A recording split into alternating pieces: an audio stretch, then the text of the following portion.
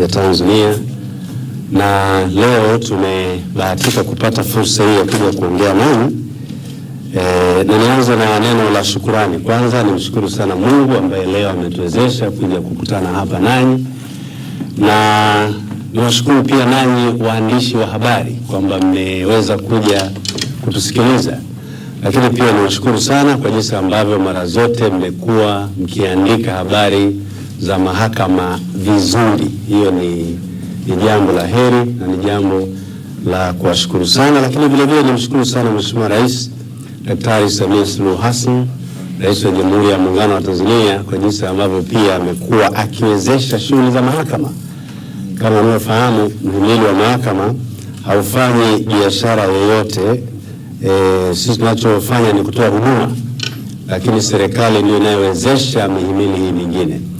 Lakini vile vile nimshukuru sana mkuu wetu wa mhimili Mheshimiwa Profesa Ibrahim Hamis Juma, ambaye naye amekuwa akituongoza vizuri katika kuhakikisha kwamba majukumu haya yanakwenda vizuri. Leo nitazungumzia zaidi utekelezaji wa majukumu ya mahakama, ile nusu ya mwaka wa fedha 2024-2025 pamoja na mambo mengine, kwa sababu baadaye mtapewa na slides, tutabaki na document. Mimi nitaongea tu kwa kifupi.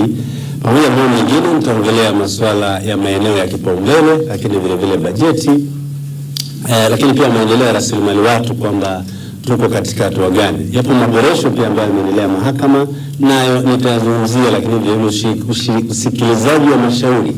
Kama mnavyofahamu, sisi shughuli yetu kubwa sana mahakama kwa kweli ni usikilizaji wa mashauri. Kwa hiyo tutagusia pia haya yanapokwenda, lakini pia masuala ya tehama tumepiga hatua kubwa. Tutakuonyesha kwamba tumepiga hatua gani katika masuala hayo ya matumizi ya tehama, bila kusahau kwamba kwa sasa mhimili wa mahakama ndio taasisi ya umma kinara Tanzania katika matumizi ya tehama, na katika mahakama za Afrika mahakama ya Tanzania ndio pia kinara katika matumizi ya tehama katika masuala ya uendeshaji wa mashauri. Lakini pia nitaangalia miradi ya ujenzi inayoendelea, ujenzi katika mahakama za mwanzo, lakini vile vile ujenzi katika mahakama kuu, vituo jumuishi IJCs tunaita. Lakini baadaye pia mipango ya baadaye kwamba imekaaje, nalo itakuwa ni jambo ambalo nitapenda kuligusia. Ni matumaini yangu kwamba pale mwishoni tutakuwa na kipindi cha maswali na majibu, kama yapo mambo ambayo mnahitaji niweze kuyafafanua. Na kabla siendelea, ni vyema nikasema lengo hasa la mikutano kama hii ambayo tunapenda kuifanya karibia kila mwezi ni kuhabarisha umma, na ndio maana mmeona nimeanza kuwashukuru ninyi waandishi wa habari. Watanzania hawaelewi hizi tofauti ya mihimili, kwamba kuna serikali kuu, kuna bunge, kuna mahakama. Hiyo wao hapana, wafahamu. Wanachojali wao ni huduma. Kwa hiyo kuna haja ya Watanzania kufahamu kwamba nini kinaendelea pia katika mhimili huu wa mahakama. Wafahamu kwamba fedha hizi ambazo zinatolewa kwa ajili ya maendeleo ndani ya mahakama inafanya vitu gani. Kwa muktadha huo, pamoja na kuwashukuru kwa kazi nzuri mnayoifanya, niendelee kutoa rai na kuwasihi kwamba tuendelee kuandika basi mambo kwa ustadi na ueledi, na kuyaandika vizuri kwa fikra chanya, positive mindset, kwa sababu utakapoandika habari changanishi, sio chunganishi, changanishi, utamfanya yule mlaji wa habari achanganyikiwe. Ni matumaini yangu kwamba ninyi wa hapa Morogoro, lakini pia waandishi kote nchini watakuwa wamepokea rai hii, na itakuwa ni jambo la maana. Tukianza na utangulizi, kama tunavyofahamu, kwa mujibu wa ibara ya 4 sehemu ya pili ya Katiba ya Jamhuri ya Muungano wa Tanzania, chombo chenye mamlaka na kauli ya mwisho katika masuala ya utoaji haki ni mahakama. Sasa mahakama yenyewe hii ina ngazi mbalimbali. Inaanzia mahakama ya mwanzo, inakuja mahakama ya wilaya, hakimu mkazi, inakuja mahakama kuu, alafu inakwenda mahakama ya rufani. Na kwa sasa tunazo mahakama za mwanzo 960, lakini tunazo mahakama za wilaya takriban 130 kama na 7 sasa. Lakini vile vile tuna mahakama za hakimu mkazi 30, mahakama kuu 20, lakini tuna mahakama ya rufani 1. Mahakama ya rufani 1. Lakini sasa tukizungumzia masuala ya idadi ya majaji tulionao, kumbuka hii ni taarifa ya kufikia tarehe 31 Disemba 2024. Kwa hiyo najua msema mbona kuna majaji wametolewa Januari. Kwa hiyo takwimu nazo hapa nyingi ni za kuishia Disemba. Kwa hiyo tulikuwa na majaji wa mahakama kuu 110, lakini wa mahakama ya rufani 36. Lakini ukija kwenye idadi ya tumishi kama ya watumishi ambao tunawahitaji ndani ya mahakama ni 10,351. Narudia, 10,351. Kufikia Disemba 2024 tunao watumishi sasa 5,821. Hii ni hatua kubwa sana. Ni rahisi baadaye kufikiri au wanayetusikiliza akahoji au akajiuliza, kama mahitaji ni 10,351 na mpaka Disemba mnao 5,821, mnafanyaje kazi? Kikubwa nataka niwabarishe kwamba matumizi ya tehama hususan akili unde au akili mnemba artificial intelligence inatusaidia kuboresha utendaji wetu, lakini kwa hali halisi ndivyo ilivyo, na baadaye nitawahabarisha pia jinsi ambavyo hata serikali inatusaidia kwa kiasi kikubwa sana kupata watumishi wapya. Ni hivi karibuni tu tumepata tena idadi kama 250 ajira mpya, na katika ajira zetu sisi tunafanya kwa kutumia pia akili unde, yani artificial intelligence, katika masuala ya kufanya usaili. Yapo maeneo takriban 6 ya kipaumbele ambayo yalikuwa katika bajeti ya mwaka 2024-2025. Pamoja na mambo mengine, tulijikita zaidi katika kutekeleza majukumu ya kipaumbele. Kwanza, kuharakisha utatuzi wa mashauri, kwa sababu ndio hasa kazi yetu kubwa, kuondoa backlog. Backlog ni mrundikano wa kesi, na baadaye mtaona jinsi ambavyo imekuwa ikishuka mwaka hadi mwaka toka hasa mwaka 2021. Lakini pia kuimarisha uwezo katika usimamizi wa shughuli za kimahakama, lakini vile kuendelea kutekeleza mpango wa ujenzi na ukarabati wa majengo katika maeneo mbalimbali. Lakini vile vile tumekuwa tukiangalia uboreshaji wa mifumo ya teknolojia. Mifumo ya teknolojia tunatumia zaidi wataalamu wetu wa ndani. Tuna wataalamu wetu wazuri sana. Ukifikiria wataalamu bora nchi hii wa tehama, pia ukija mahakama utawapata. Ukifikiria wataalamu wa rasilimali wazuri wako mahakama katika nyanja zote, mahakimu, majaji na kadhalika. Kwa kweli tuna watumishi ambao ni bora na tunajivunia kuwa nao. Kwa hiyo uboreshaji wa mifumo ya teknolojia, lakini pia kuongeza ushirikiano wa wadau mbalimbali, polisi, magereza, mwendesha mashtaka, mwanasheria mkuu wa serikali na wadau wengine, tumekuwa tukifanya hivyo. La 6, lakini sio la mwisho kwa muhimu, ni kuboresha maendeleo ya rasilimali watu.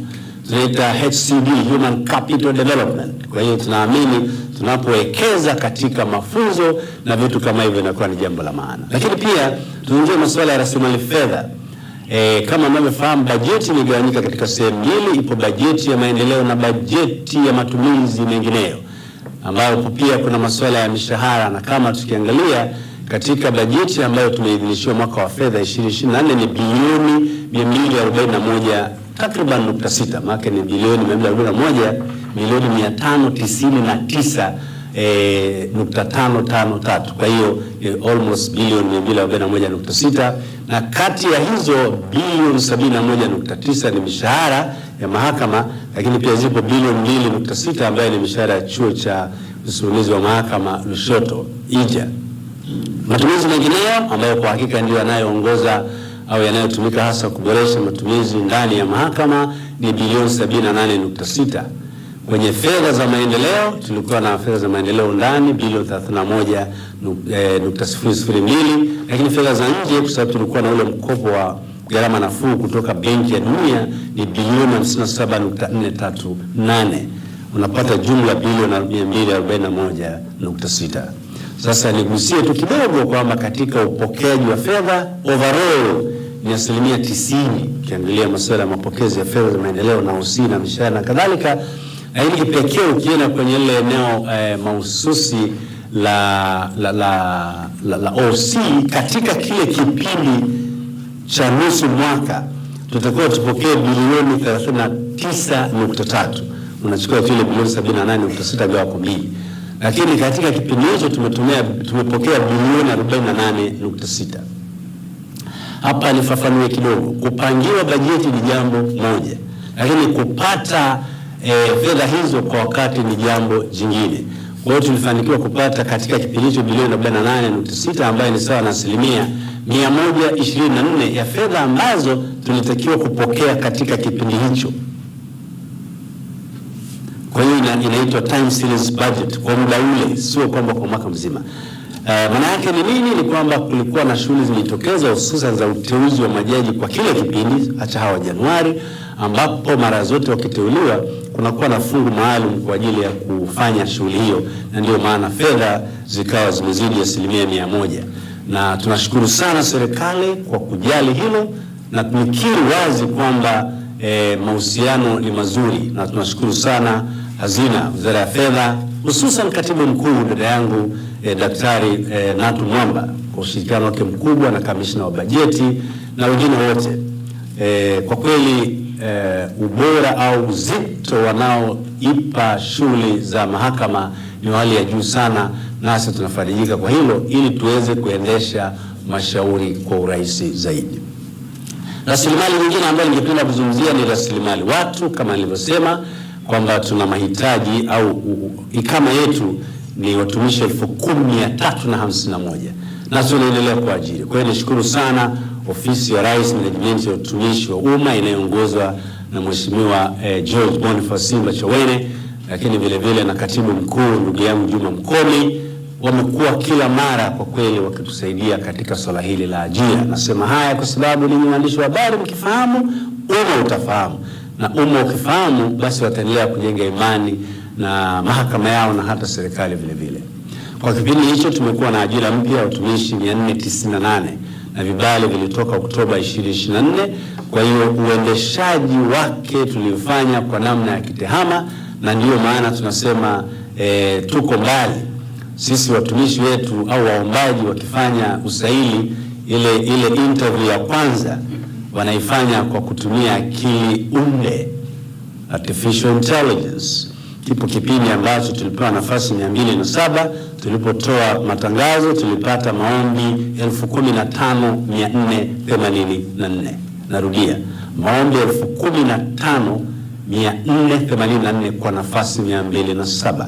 Lakini ndani ya muda mfupi wale walifanya usaili wa kwanza, walioko Mwanza walifanyia Mwanza, walioko Singida walifanyia Singida, Dodoma walifanyia Dodoma. Popote ambapo tuna mahakama kuu tuliweka mfumo huko, na mara unapomaliza swali la mwisho mfumo unakuambia katika maswali 25 umepata 0 ya 25 au umepata 1 au 5 au 10 au umepata zote 25. Maana yake unapotoka katika chumba cha usaili una picha kamili kwamba utavukaje kwenda kwenye hatua ya pili. Na ndio maana tunatoa rai kwa taasisi zingine za umma na hata zisizo za umma waje mahakama wajifunze, na haya yanafanyika kwa kushirikiana vizuri na Tume ya Utumishi wa Mahakama ambayo ndio inayosimamia hasa masuala ya mahakama, uendeshaji wa mahakama. Lakini upandishwaji vyeo, watumishi 1161 walipandishwa vyeo na wengine walibadilishwa kada takriban 107, na hiyo yote ni katika masuala ya kuboresha rasilimali watu. Lakini tuna swala la uteuzi vile vile. Katika kipindi kile majaji wa mahakama ya rufani pia 5 waliteuliwa na pia jaji mmoja wa mahakama kuu, na hii inawezesha kuongeza kasi ya utoaji wa maamuzi. Bado tunazidi kushukuru serikali, tunamshukuru sana Mheshimiwa Rais kwa hatua hizi anazozifanya kwa ajili ya kuboresha rasilimali watu. Mara zote unapokuwa na rasilimali bora, ufanisi wako unakuwa ni mzuri zaidi na inakuwa rahisi. Yapo maboresho makubwa ambayo yamefanyika katika tehama kama ambavyo nilisema awali. Kuna fedha za Benki ya Dunia ambapo pia inatumika kwa ajili ya kuboresha masuala ya mahakama, hususan katika masuala ya majengo.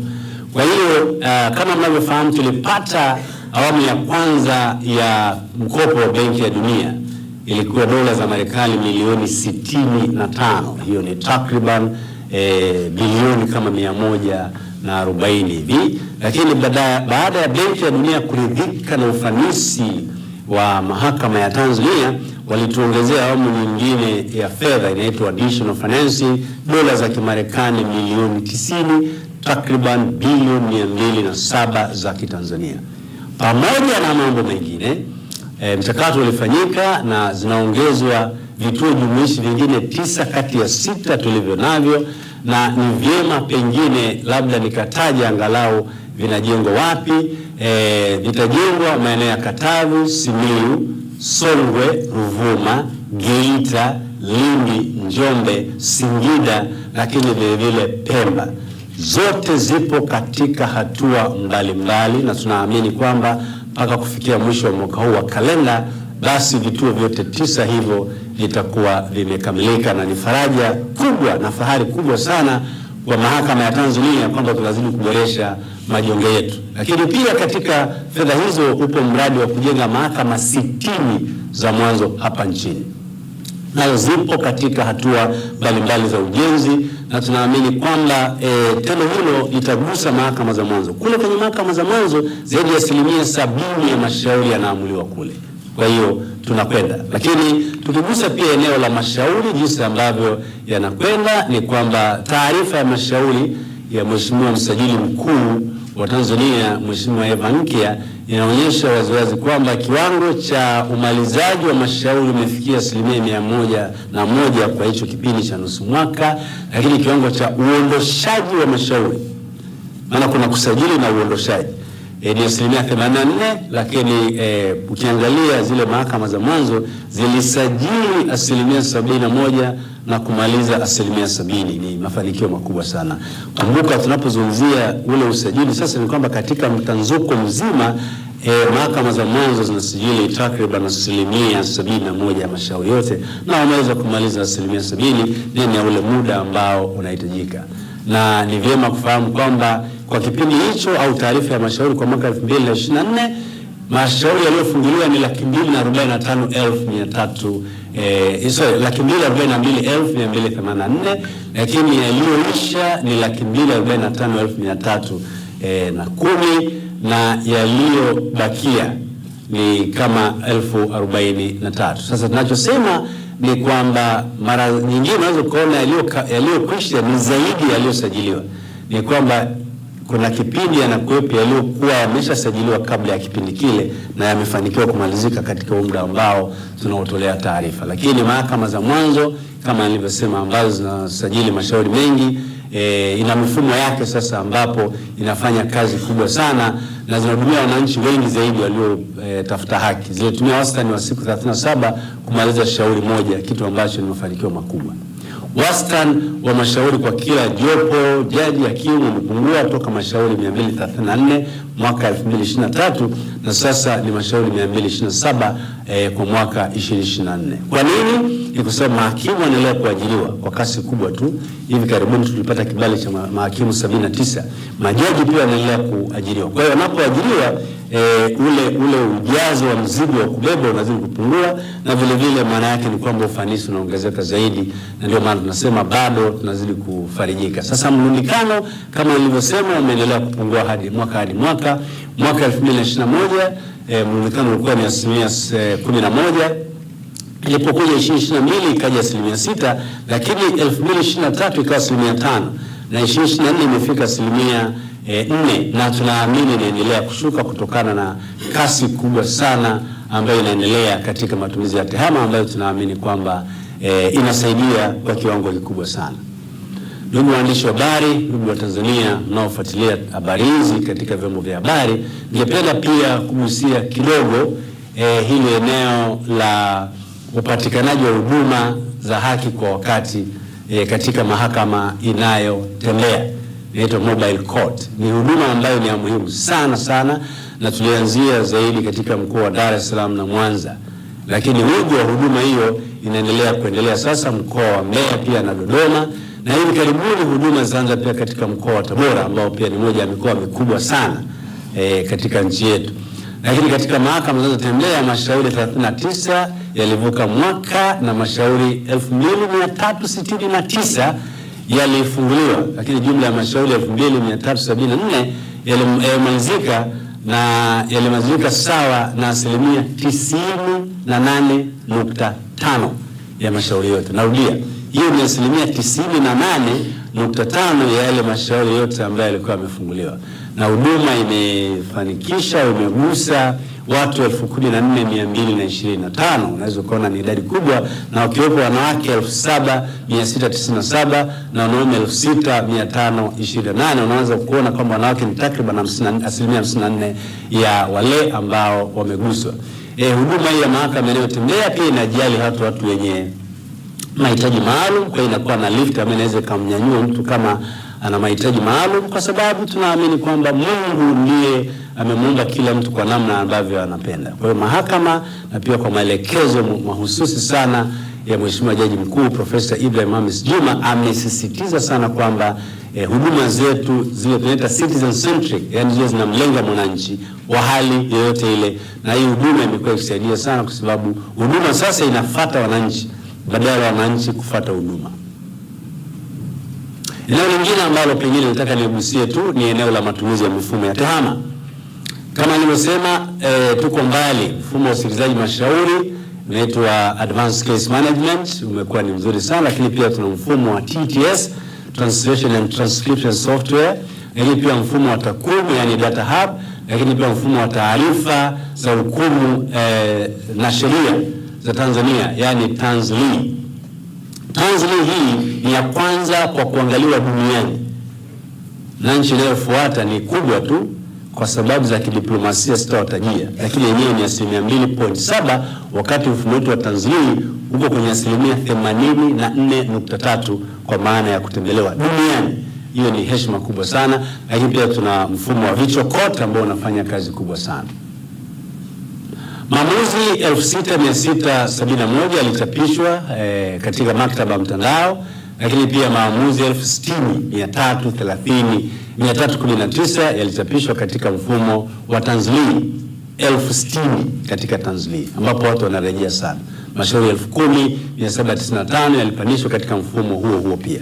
Kwa hiyo ni hatua kubwa sana ambazo tunafanya, lakini pia tuna kitu kinaitwa Judicial Situation Room, iko pale Dodoma, jengo letu la makao makuu. Imeleta mabadiliko makubwa sana, na ndiyo maana bado tuna kila sababu ya kuishukuru serikali ya awamu ya 6 inayoongozwa na Mheshimiwa Daktari Samia Suluhu Hassan. Uwekezaji unaofanyika katika mahakama ni wa kiwango cha juu sana. Chumba hiki, ndugu waandishi wa habari na ndugu wa Tanzania, kwa sasa ni cha pili kwa ubora duniani. Nilibahatika na wataalamu wenzangu kwenda Kazakhstan, ndio wana situation room ya kwanza duniani, lakini tulivyoelezea kwetu bado wanahisi kwamba mitambo yetu ni ya kisasa zaidi, na wana mpango wa kuja kututembelea, na uwezi kujua tukija kufanya ulinganifu mzuri basi hii ikawa ni ya kwanza duniani, na itakuwa ni heshima kubwa sana na sifa kubwa sana katika nchi yetu. Kwa hiyo kwa maana ya tehama, kwa kweli tunakwenda mbali sana na tunaamini kwamba ni hatua kubwa sana. Tuna kituo cha huduma kwa mteja ambayo inatoa huduma nzuri sana, na mirejesho inayopokelewa ni mingi sana. Katika kipindi hicho tumepokea mirejesho 1349, na mimi nadhani hili ni jambo kubwa sana. Maulizo yalikuwa takriban 899 na maoni na mapendekezo 12, pongezo 19 na malalamiko 419. Tumetoa namba pale paka ya bure 0800 750 247, 0800 750 ni namba ambayo unaweza ukaipiga bure. Lakini pia kama yuko busy, ipo namba nyingine ya pale call center 0752 500 0752 Ushauri wangu ni kwamba hakuna sababu ya kusubiri mpaka upate tatizo. Bora ufahamu haya mambo ya mahakama, sababu mara zote wa Tanzania tuna tabia ya kusubiri mpaka umekwama ndio uanze kutafuta taarifa hizi. Sasa nini, waandishi wa habari, mtusaidie kuwafikishia. Ukaguzi wa mahakama umefanyika kwa 99.7% katika magereza, kwa 75.2%. Idadi ya wafungwa na mahabusu pia imezidi kupungua kwa baadhi ya magereza kutokana na maboresho ya matumizi ya tehama, na hivi karibuni pia tumesha sambaza kontena 22 kwenye kila magereza, na muda sio mrefu tutafanya zoezi la kuzindua kwa kushirikiana na Kamishna Jenerali wa magereza, lakini pia na Katibu Mkuu wa Wizara ya Mambo ya Ndani, ili tuone kwamba tunahabarisha vipi umma kuhusu matumizi haya. Lakini vile vile kama mnafahamu, na hata Mheshimiwa Jaji Mkuu alizungumzia katika hotuba yake, tunafanya tafiti hizi kila baada ya miaka 4. 2019 tafiti zinaonyesha kwamba 78% ya Watanzania waliridhika, ikapanda zaidi. Miaka 4 baadaye 2023 ilipofanyika, 88% ya Watanzania wameridhika sana na huduma hiyo. tunaamini itakapofanyika kama hiyo tena baada ya miaka 2027, tunaamini kwamba itazidi kupanda. Lengo letu, tunaamini kwamba waandishi wa habari na tasnia yote ya habari na wasanii mtaendelea kusaidia kuelimisha umma kuelewa haya mambo ambayo tunayafanya. Eneo la mwisho ambalo ningependa kuligusia ni miradi ya ujenzi inayoendelea. Kama nilivyosema awali, inaendelea katika hatua mbalimbali. Jengo la makao makuu ambalo mmesikia pia Mheshimiwa Jaji Mkuu akigusia kumwomba pia Mheshimiwa Rais yeye ndiye atakayekuja kulizindua, limefikia 97.5 sasa, na tayari watumishi wengi tulishahamia huko na hata Mheshimiwa majaji wameshahamia, na ni nzuri. Ni jengo ambalo ile siku itakapozinduliwa litakuwa linashika nafasi ya 6 kwa ukubwa wa makao makuu za mahakama duniani, namba 6 duniani, Afrika namba 1. Kwa na wapa tu hicho kionjo kwamba ikifika siku ya kuzindua msiwe mbali ili muweze kuelewa. Lakini upo mradi mwingine mzuri mkubwa sana wa ujenzi wa makazi ya waheshimiwa majaji, na umeisha kwa 98.5. Tayari waheshimiwa majaji wameshahamia. Hizo asilimia ambazo zimebaki ambazo ni 2.5 ni kwa ajili tu ya 1.5 ni kwa ajili tu ya garden na vitu vya nje pembeni, lakini jengo kubwa lile tayari majengo yale yameisha. Pale tuna nyumba 48. Kwa hiyo hatuna changamoto yote kuhusu makazi ya waheshimiwa majaji. Tunashukuru sana serikali, ni mradi ambao kwa kweli umeleta faraja kubwa sana. Ujenzi wa jengo la mahakama za wilaya Korogwe na imefikia 80%. Tulikuwa na changamoto kubwa sana pale na tunakwenda vizuri. Tunashukuru pia mkandarasi ambaye tulimpa jukumu hilo, alifanya kazi nzuri. Ujenzi wa jengo la mahakama ya wilaya ya Ubungo, ujenzi wake umefikia 97%, nalo liko katika hatua nzuri sana. Jengo hilo la makao makuu nzuri, ambapo ukiwa kwenye SGR unaweza ukaliona, na wale ambao wanaweza kuona kwenye picha ile, sio picha ya Google, no, ile ni picha halisi. Yaani ndivyo hali ilivyo sasa. Yaani nilipotoka Dodoma jana, nimetoka kwenye ile ofisi yangu ghorofa ya 6 pale. Kwa hiyo ni uhalisia, sio kwamba tunabahatisha. Mradi wa makazi ya waheshimiwa majaji kama mnavyoona 98.5, hayo ni majengo yalivyo. Na ile picha pembeni pale ni topographic. Na mradi una block 2 A na B, ukubwa wa majengo yote ni mita za mraba 10,526, lakini pia mkandarasi aliyepewa ni CRJE na consultant ni Africa Architects ndio waliofanya kazi. Ni makazi mazuri ambayo tunajivunia. Lakini pia ipo miradi inayoendelea. Hii ningependa pia kuitamka ili Watanzania wafahamu kwamba katika mahakama za mwanzo 7 zinazoendelea ni Ilangala ambapo Ukerewe imefikia 20%, lakini pia Mbalizi kule Mbeya, na hii naamini pia hata viongozi wa bunge na wakurugenzi wangependa kufahamu. Ya Mbalizi kwa 64%, Ketumbeni kule Arusha 80%, Machame, na ila Machame ningekazia kwa sababu nadhani yupo kiongozi wa Machame alikuwa anaulizia jengo letu limeanza, lakini limeshafikia 10%. Kwa hiyo kazi inaendelea. Kirusi Mpwapwa kule Kibakwe 25%, Rugwa Manyoni imeshaanza iko 0.05%, Haudi pale Kondoa imeshafika 28%. Na ujenzi wa majengo ya mahakama za wilaya pia zinaendelea, ambapo mahakama ya wilaya ya Kibiti Pwani kwa 3.5%, lakini pia kule Nachingwea Lindi imeshafika 2%, kule Simanjiro Manyara imeshafika 2%, Hanang Manyara pia kwa 4%, lakini vile vile tuna Mbulu kule Manyara vile vile 5%. Chamino pale Dodoma jengo zuri kabisa la wilaya sio mbali na Ikulu 15.3%, lakini pia Mkalama pale Singida imeshafika 5%, na Tunduru mkoa wa Ruvuma iko 101.5%. Mheshimiwa wanahabari, nilipenda haya myafahamu ili pia Watanzania wafahamu kwamba tuna miradi mbalimbali ambayo ipo katika hatua mbalimbali. Haya niliyowaambia imeanza masuala ya ujenzi, lakini ipo kwenye hatua za awali ya manunuzi. Kwa mfano wakandarasi wamekabidhiwa maeneo ya ujenzi karibuni kwa miradi ifuatayo: ujenzi wa jengo la mahakama ya wilaya ya Kilosa Uyui, na ujenzi wa jengo la mahakama ya Mwanzo Magubike Kilosa, lakini pia Kipili Sikonge Ukisikia Kipili Sikonge ni ndani hasa. Kwa naamini kwamba hata mbunge wa maeneo ya Sikonge haya anayasikia na anayafahamu. Ni maeneo ambayo mahakama tumesema tutafute maeneo ambayo yana hata ugumu wa kufikika. Lakini mingine hapo katika hatua mbalimbali ya maamuzi. Ujenzi wa jengo la mahakama ya wilaya ya Masasi, Handeni, Kishapu, Tarime, Kiteto, Kalambo, Mlele, Momba na Mkalama, Nyasa na Rufiji ni katika hatua mbalimbali za manunuzi. Lakini ujenzi wa mahakama ya Mwanzo, Mkuyuni na Mkomazi. Lakini pia ukarabati wa nyumba za majaji katika mikoa ya Iringa, Mbeya, Tanga na Tabora. Haya ni mambo ambayo yanaendelea na yote yanahitaji fedha, na mahakama haifanyi biashara. Fedha zote kwa kweli tunapokea kutoka serikalini, na ndio maana tuna kila sababu ya kushukuru ya haya ambayo yanaendelea. Lakini utekelezaji wa maeneo mengine ya kimkakati ni kutungwa kwa kanuni mbalimbali, lakini pia kuratibu vipindi vinavyoruka mubashara katika vituo mbalimbali, TBC, ITV tunaendelea ili kuhabarisha umma, lakini pia kushiriki maonyesho mbalimbali. Kwa hiyo tunafanya kazi kubwa ya kuelimisha umma, ikiwa ni pamoja na kuja hapa eneo hili leo. Lakini sasa eneo la mwisho ni mpango wa baadaye.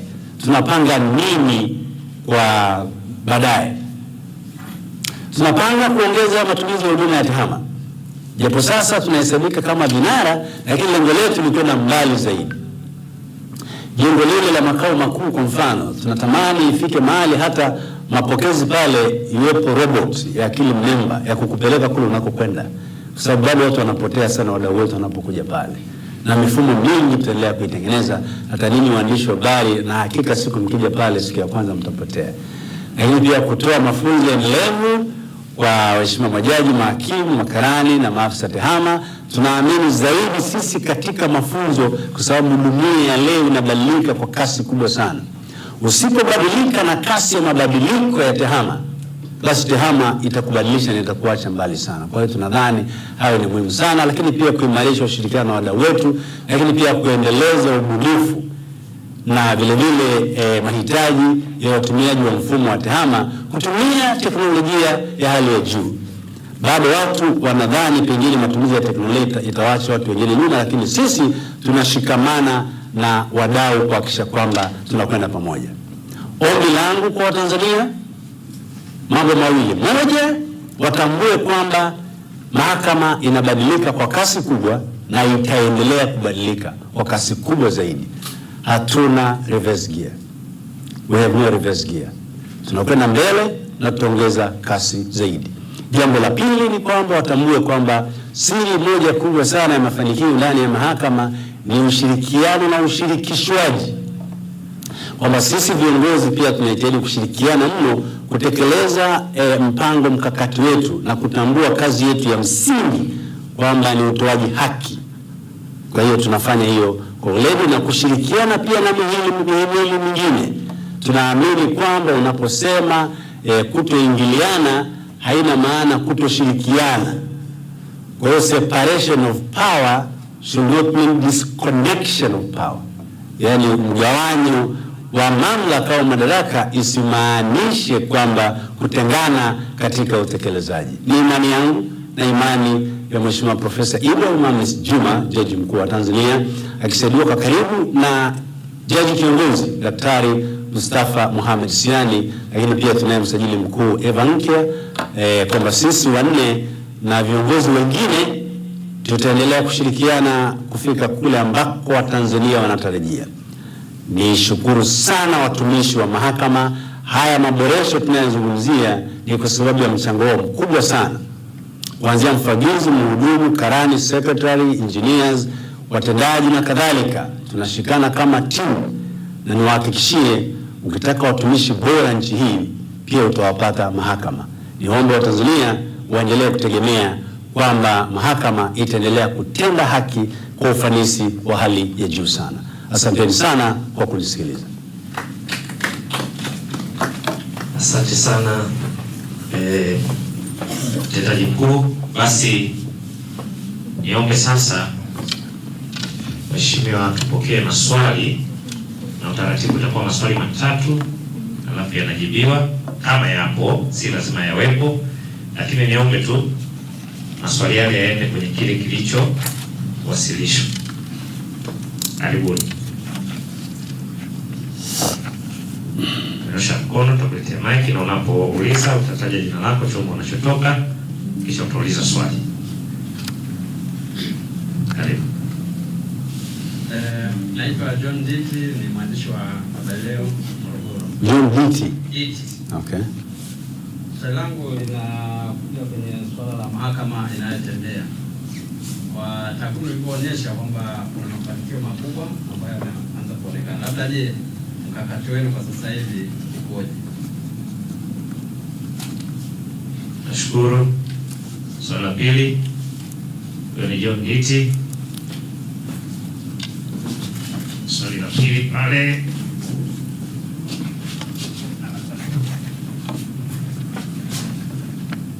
Naitwa Mwaka, nafanya kazi na Zambia. Swali langu ni kuhusiana na swala la umaliziaji wa mashauri. Mmesema mmefika kama sijakosea 101%. Je, mpango wa mahakama kwa nusu mwaka unaokuja ni kufikia mashauri mangapi?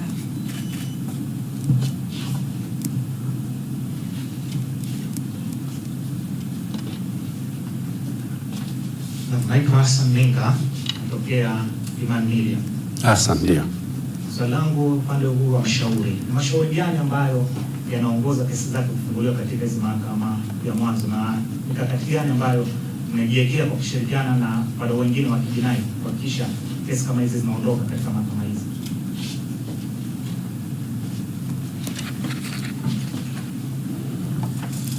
Nashukuru Mheshimiwa Mtendaji Mkuu. Nashukuru sana mkuu wetu wa kitengo cha habari na elimu kwa umma, mjetu Gerald Chami. John Didi, nikushukuru sana kwa maswali yote, ni mazuri na nitajibu kwa kifupi. Dhana ya mahakama inayotembea ni dhana mpya, haikuwepo. Tunachojaribu kufanya sasa ni kwamba mahakama ifuate mwananchi badala ya mwananchi kufuata mahakama. Na tulianza na mahakama zinazotembea 2, Dar es Salaam na Mwanza. Mahitaji ni makubwa. Kwa hiyo tayari tumeshaagiza magari mengine 6 ya mahakama inayotembea, na 3 tayari yameshawasili na yameshapelekwa kwenye maeneo mbalimbali kama nilivyowaambia, Mbeya, Dodoma na kadhalika, na zile 3 zitaendelea kuja, na tutaendelea kuangalia haya mahitaji yatakavyozidi kuendelea. Ndugu yangu John, ni kuhakikishia tu kwamba kwa kuwa sasa baada ya mwaka huu wa kalenda kuisha, tunaamini karibu mikoa yote itakuwa na mahakama kuu.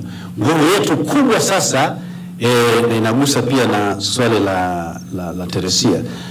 Nguvu yetu kubwa sasa itakwenda kwenye mahakama za mwanzo na mahakama zinazotembea. Zipo wilaya, ndugu zangu, ni kubwa. Unaposikia hakimu mfawidhi wa wilaya ya Sikonge ina square mita 27,000 na ukikuta baadhi ya 27,000 au sikumbuki, lakini tunaanalisha na nchi fulani ambayo siwezi kukutajia. Ni kubwa zaidi ya nchi fulani. Sasa sitakutajia ni nchi gani kwa sababu za kidiplomasia.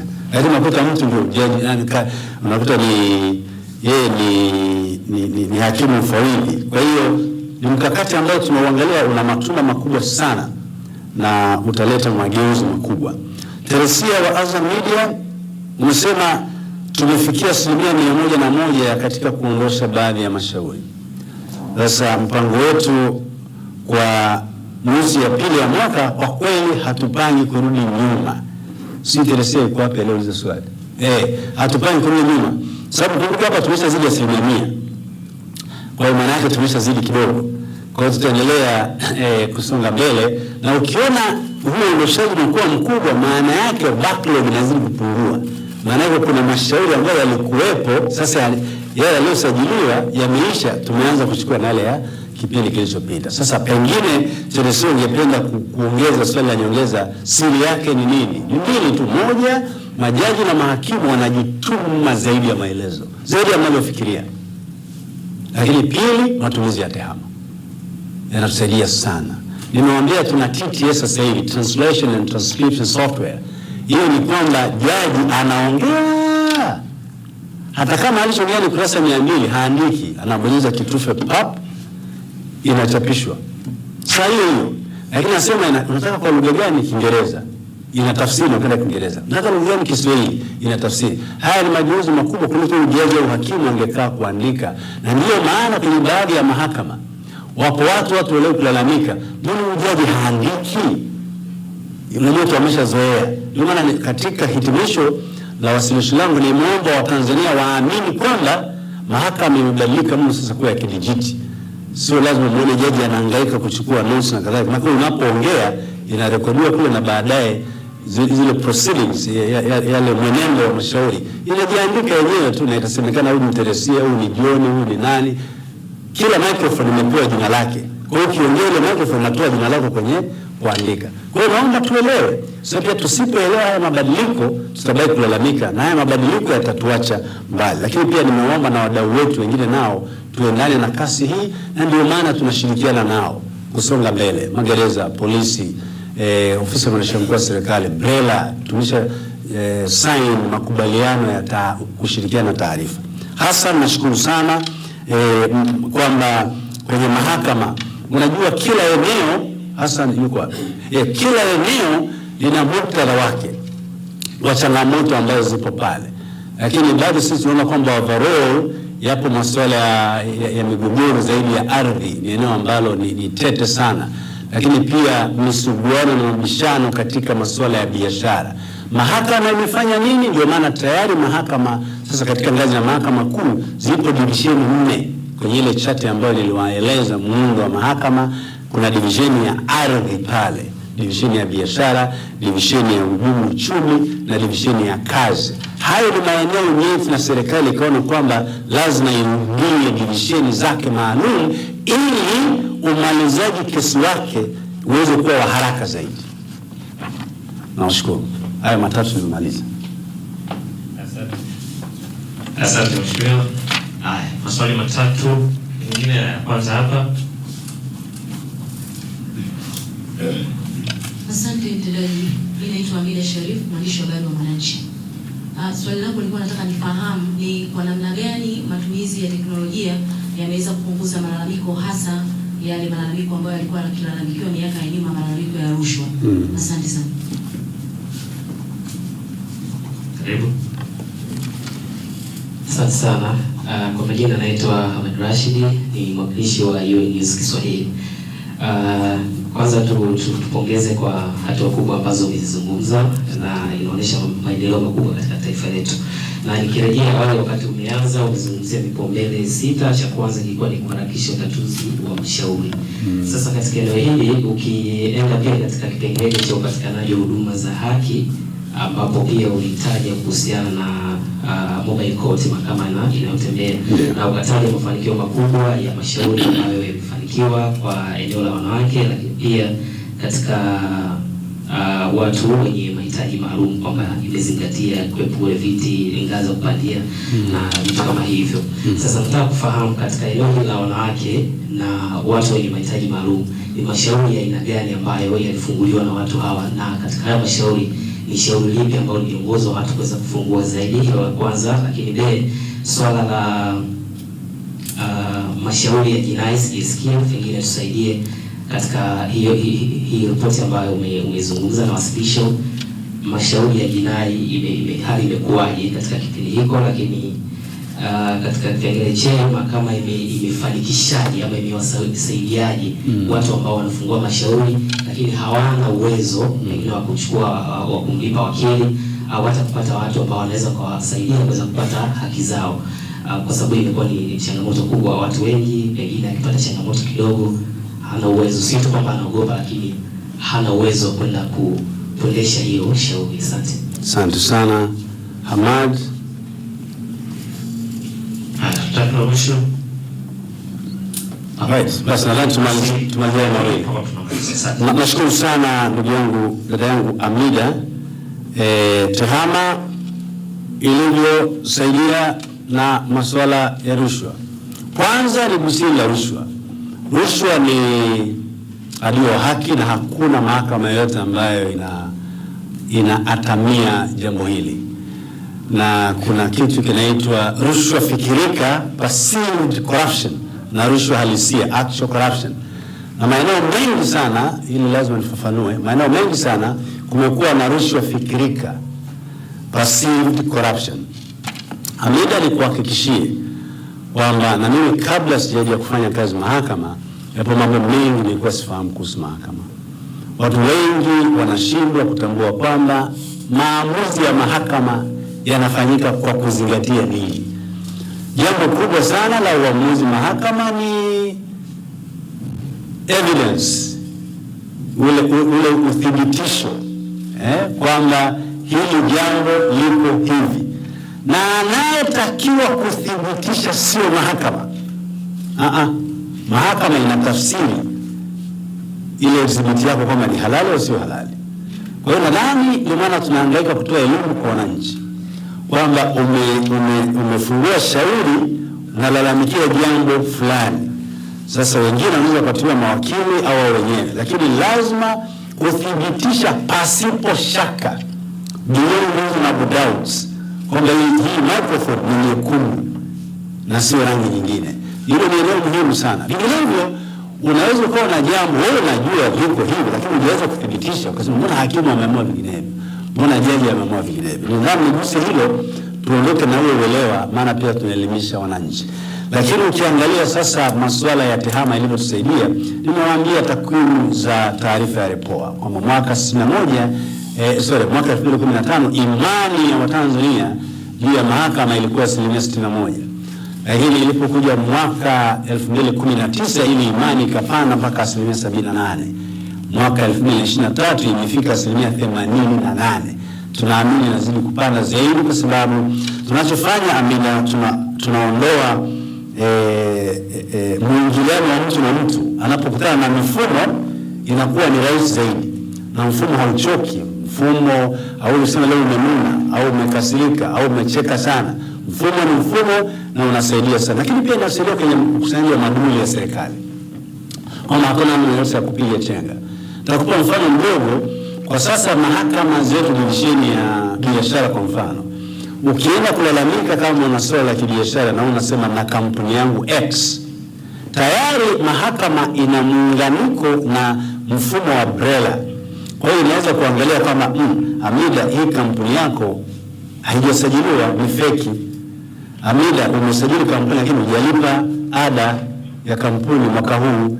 Sasa haya yote ni tehama na inaondoa ule muunganiko wa masuala ya rushwa. Hamad, nashukuru sana. Yale masuala mengine utayapata kwenye ripoti ya msajili mkuu, yale hasa ya jinai na kadhalika. Si uko wapi Hamad? Alikuwa muuliza.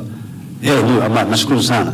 Kwa hiyo yale mengine ambayo ni ndani ya mahakama huwa tunamwachia msajili mkuu Mheshimiwa Evanki, ambaye pia mtapata fursa ya kukutana naye wakati fulani. Lakini hapo ya muhimu sana ya kitendaji ambayo lazima niyaseme, lakini kushukuru kwa pongezi zako. Najua kupongezwa na mwandishi wa habari ni mara chache sana. Kwa hiyo tunashukuru kwa pongezi. Lakini utatuzi wa mashauri wanawake na wenye mahitaji maalum, tunacho kituo kizuri sana pale Hamad, kipo Temeke. Kinashughulika zaidi na masuala ya familia, ndoa, talaka na vitu kama mirathi na kadhalika. Ndugu zangu, ni vigumu kwa ninyi waandishi wa habari baadhi yenu kufahamu, lakini ni eneo lina changamoto kubwa zaidi ya unavyofikiria. Ukikutana na wajane wanaolalamika mahakamani wanavyovurugwa ndugu jamaa na marafiki, hutaamini. Na ndio kazi kubwa ya mahakama.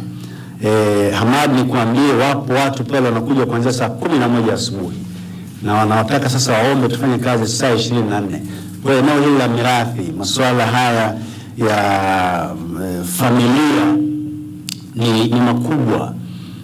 Mtoto ametelekezwa, pengine apewi fedha ya matumizi na vitu kama hivyo. Sasa ni eneo ambalo linaleta msongo wa mawazo hata katika jamii. Lakini wahakikishie, tulipoanza kituo kile cha Temeke kwa siku moja tulikuwa tunapata watu 150. Kabla sasa ile kituo kijaboreshwa. Baada ya kuboresha sasa hivi kwa siku moja tunapata wateja 800 mpaka 1000 kwa siku, sio kwa mwezi, in one single day. Maana yake nini? Inakuonyesha kwamba kiu kipo cha hawa wadawa kuja, hawa wateja wetu kuja kupata huduma, na ndio maana tumefungua kituo cha ushauri call center kina operate saa 24.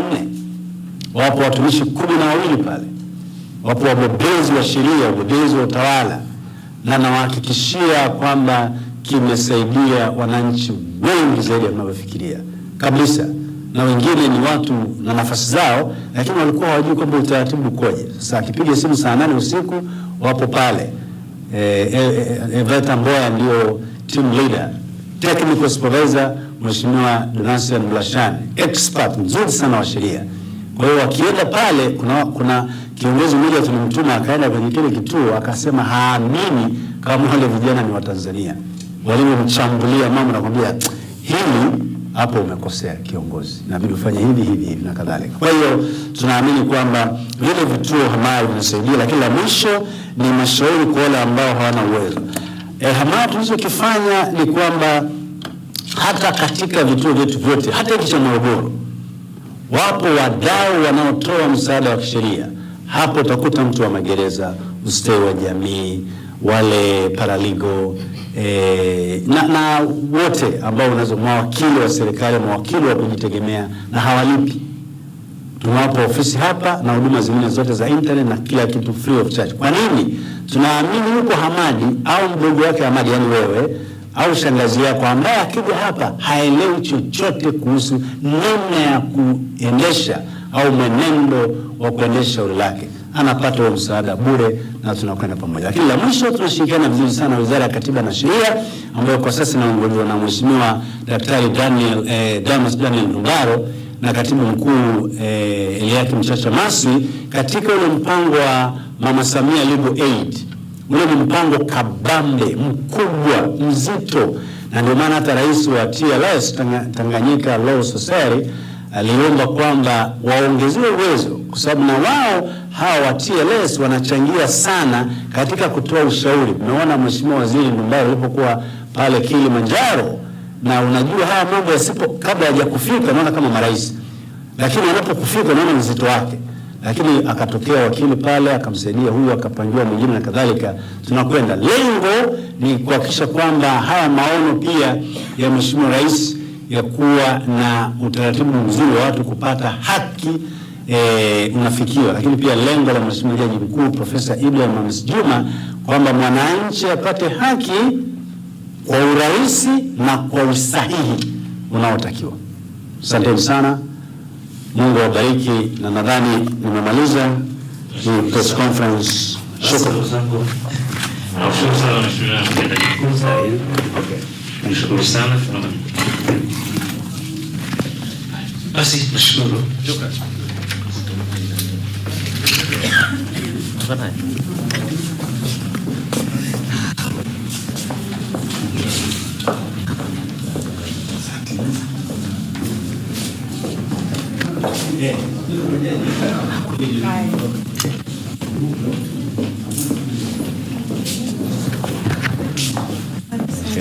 Tuonane au naingia kwenye shauri, nitakuja.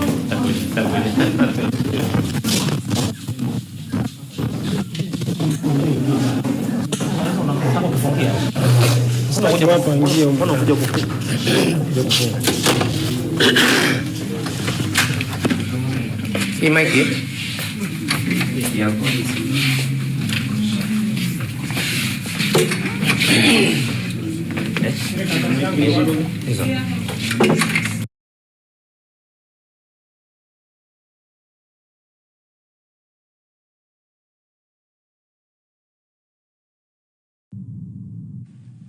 Mr. President.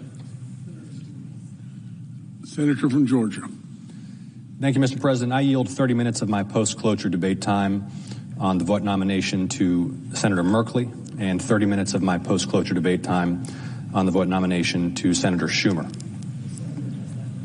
The senator has that right. Thank you, Mr. Chairman. Mr. President. The senator from Louisiana. Thank you, Mr. President. Mr. President, I have 8 requests for committees to meet. during today's session of the Senate. They have the approval of the majority and minority leaders. Duly noted. Thank you, Mr. President. With me today is one of my colleagues from my Senate office, Mr. James Shea.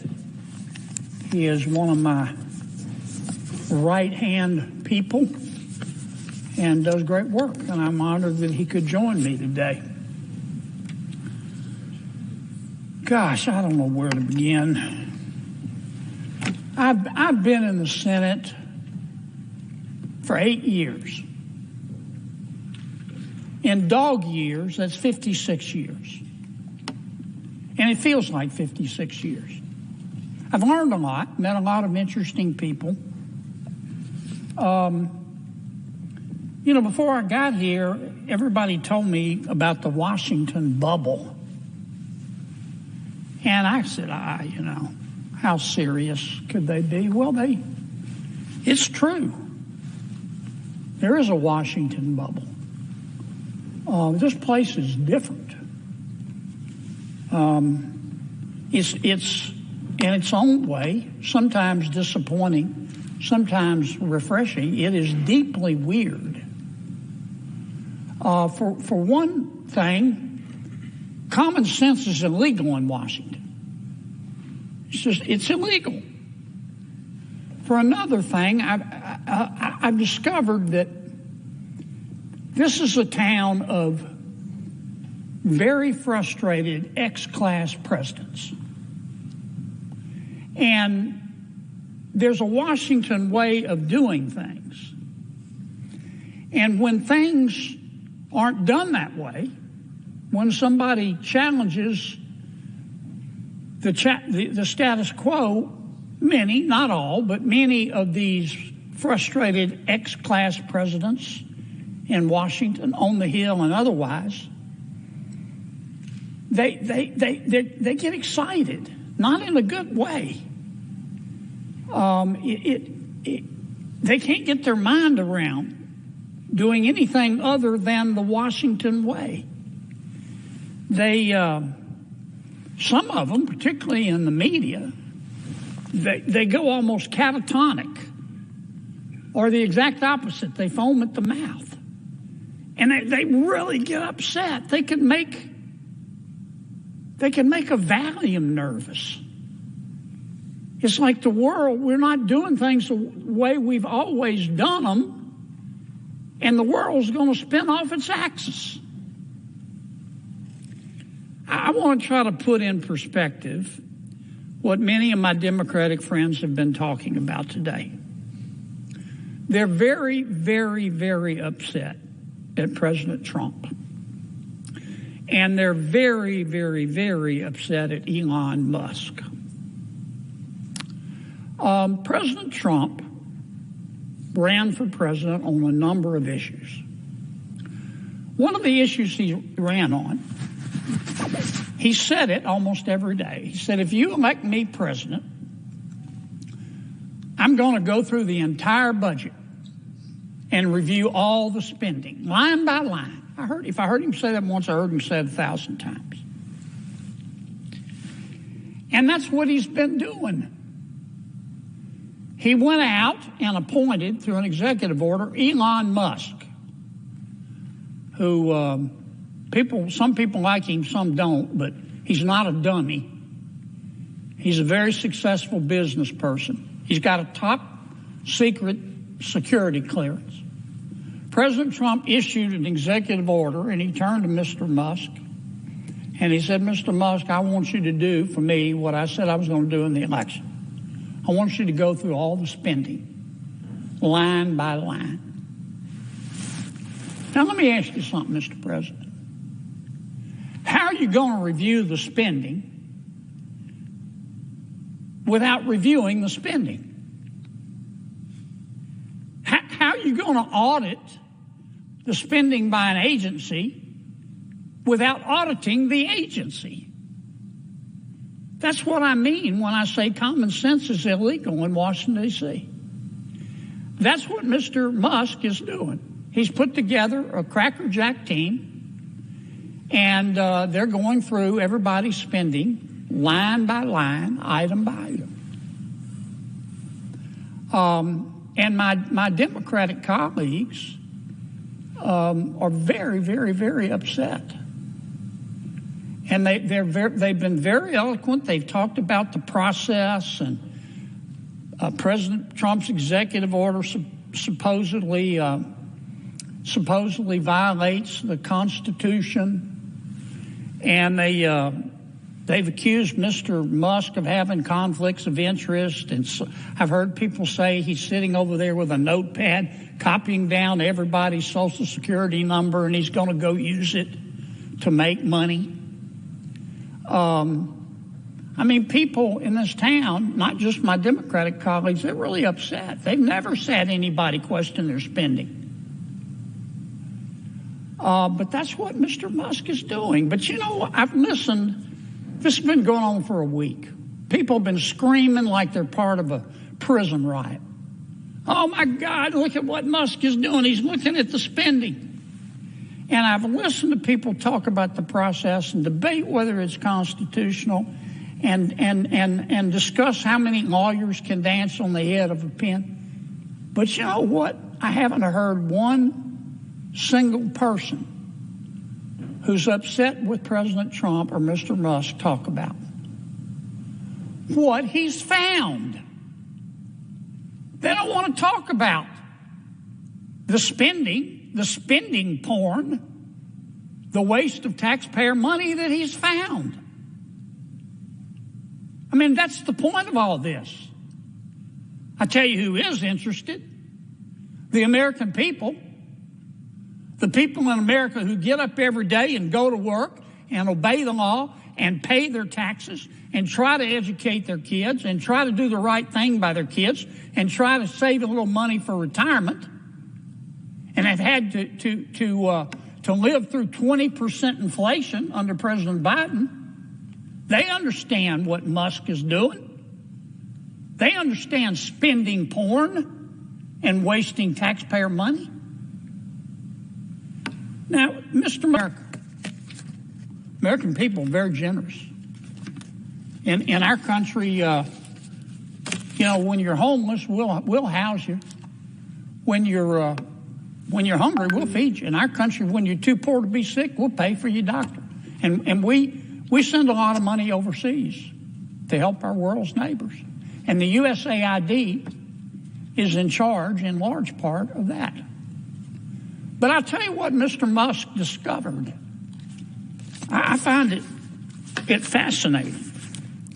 He discovered that the American taxpayers are giving money to Afghanistan. He found that we are giving money to Yemen. He found that we are giving money to Syria. I didn't know that.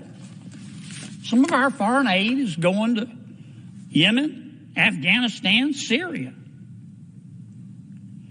He found that the USAID has 10,000 people, 10,000 people, employees. And every year they give away $40 billion.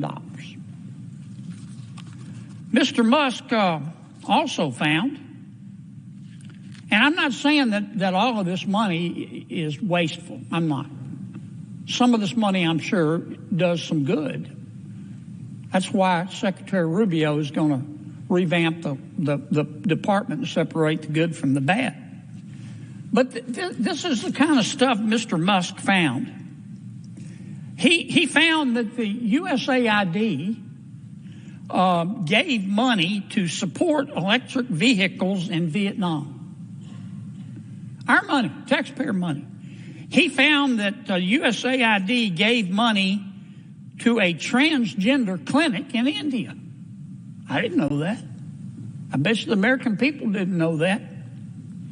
He found that the USAID gave $1.5 million to a Serbian LGBTQ group called Grupa Izladaji. I probably mispronounced that. My apologies. Anyway, they got $1.5 million to, quote, advance diversity, equity, and inclusion in Serbia's workplaces and business communities. What else did Mr. Musk found that my colleagues don't want to talk about? Well, he reviewed a study and then went and checked it. The study was done by the Middle East Forum. They found that USAID spent $164 million to support radical organizations around the world. We're not talking Cub Scout troops here. We're talking about radical organizations around the world. They gave $122 million of that to groups aligned with foreign terrorist organizations. Our taxpayer money. According to this report in Mr. Musk, the USAID has given millions of dollars to, quote, organizations in Gaza controlled by Hamas. Why aren't my colleagues talking about that?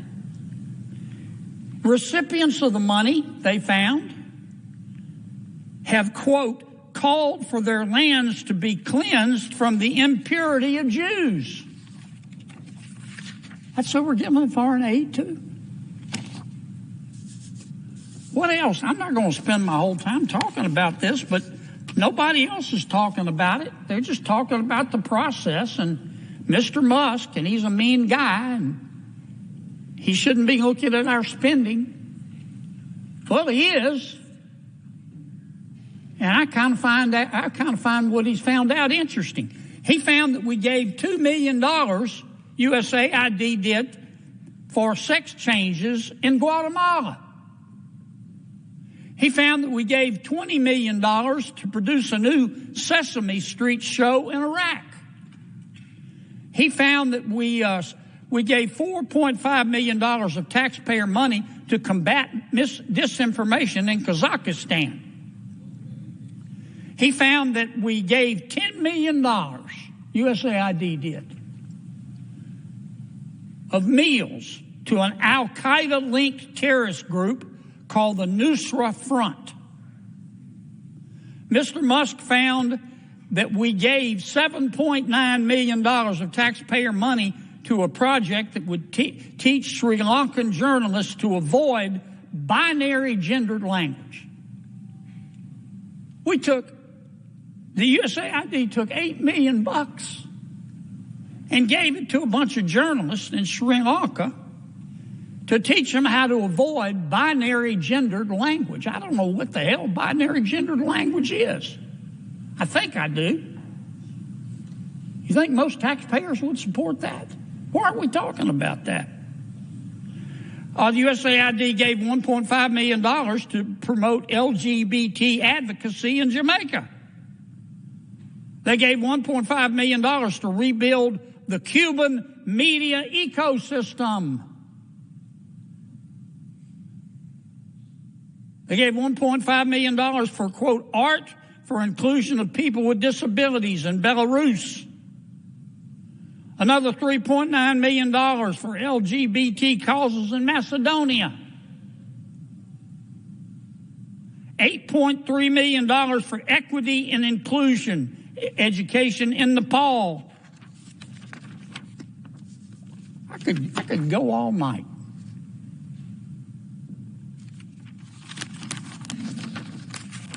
And many of my colleagues are upset. They're really mad at Mr. Musk. Hell, I think we ought to give him a medal. All he's doing is what President Trump said he was going to do. President Trump said he's going to audit the spending. So Trump goes and hires Musk, again with the top secret security clearance. Nobody can quibble with his intelligence. You know, the guy's as smart as Einstein's cousin. He's a very successful businessman. Some say he's the richest guy in the world. And he's doing the auditing. And, man, he's finding a lot of stuff. I call it spending porn. Now, I'm not saying everything that USAID does is wasted. But I'm saying a lot of it is. A hell of a lot of it is. And we ought to be on the floor of this United States Senate thanking Mr. Musk. And we ought to be asking him to go through every agency and look at everybody's budget. Everybody's budget. That's what the American people want. They don't want to talk about process. They don't want to continue with the Washington way. They want to save some money. Now, let me tell you what's really going on here, too, Mr. President. For 4 years under President Biden, and for 8 years under President Obama, and I respect both of them. I don't hate anybody. I don't. When I say my prayers at night, one of the things I ask God, don't let me hate, because it's hard in Washington. Don't let me hate. I have all the respect in the world for President Biden and President Obama. Tough job. But between them, they spent 12 years in Washington. And presidents set the tone. They control the questions that are asked. And here's the question that President Obama and President Biden asked for 8 years. I heard it for 12 years. I heard it every single day. Who needs to pay more in taxes? Is it you? Is it you? Who needs to pay more in taxes? We need more money. Who needs to pony up more? That was the issue. But that's not the issue today. We have a new president. You know what the issue is today? What the hell happened to all the money? What the hell happened to all the money? And that's what Mr. Musk is finding out. That's all this is about. And I'm just shocked that my colleagues have decided that this is a hill they're going to die on.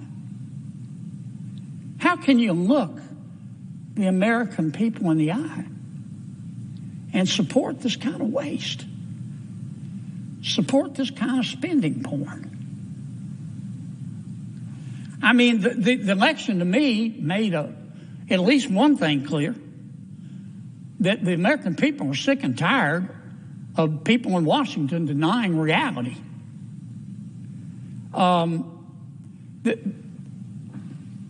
The last administration tried to convince us that we were living in a crime-free world where inflation was temporary and the border was secure. And the American people didn't buy it. You know why? Because it wasn't true. And the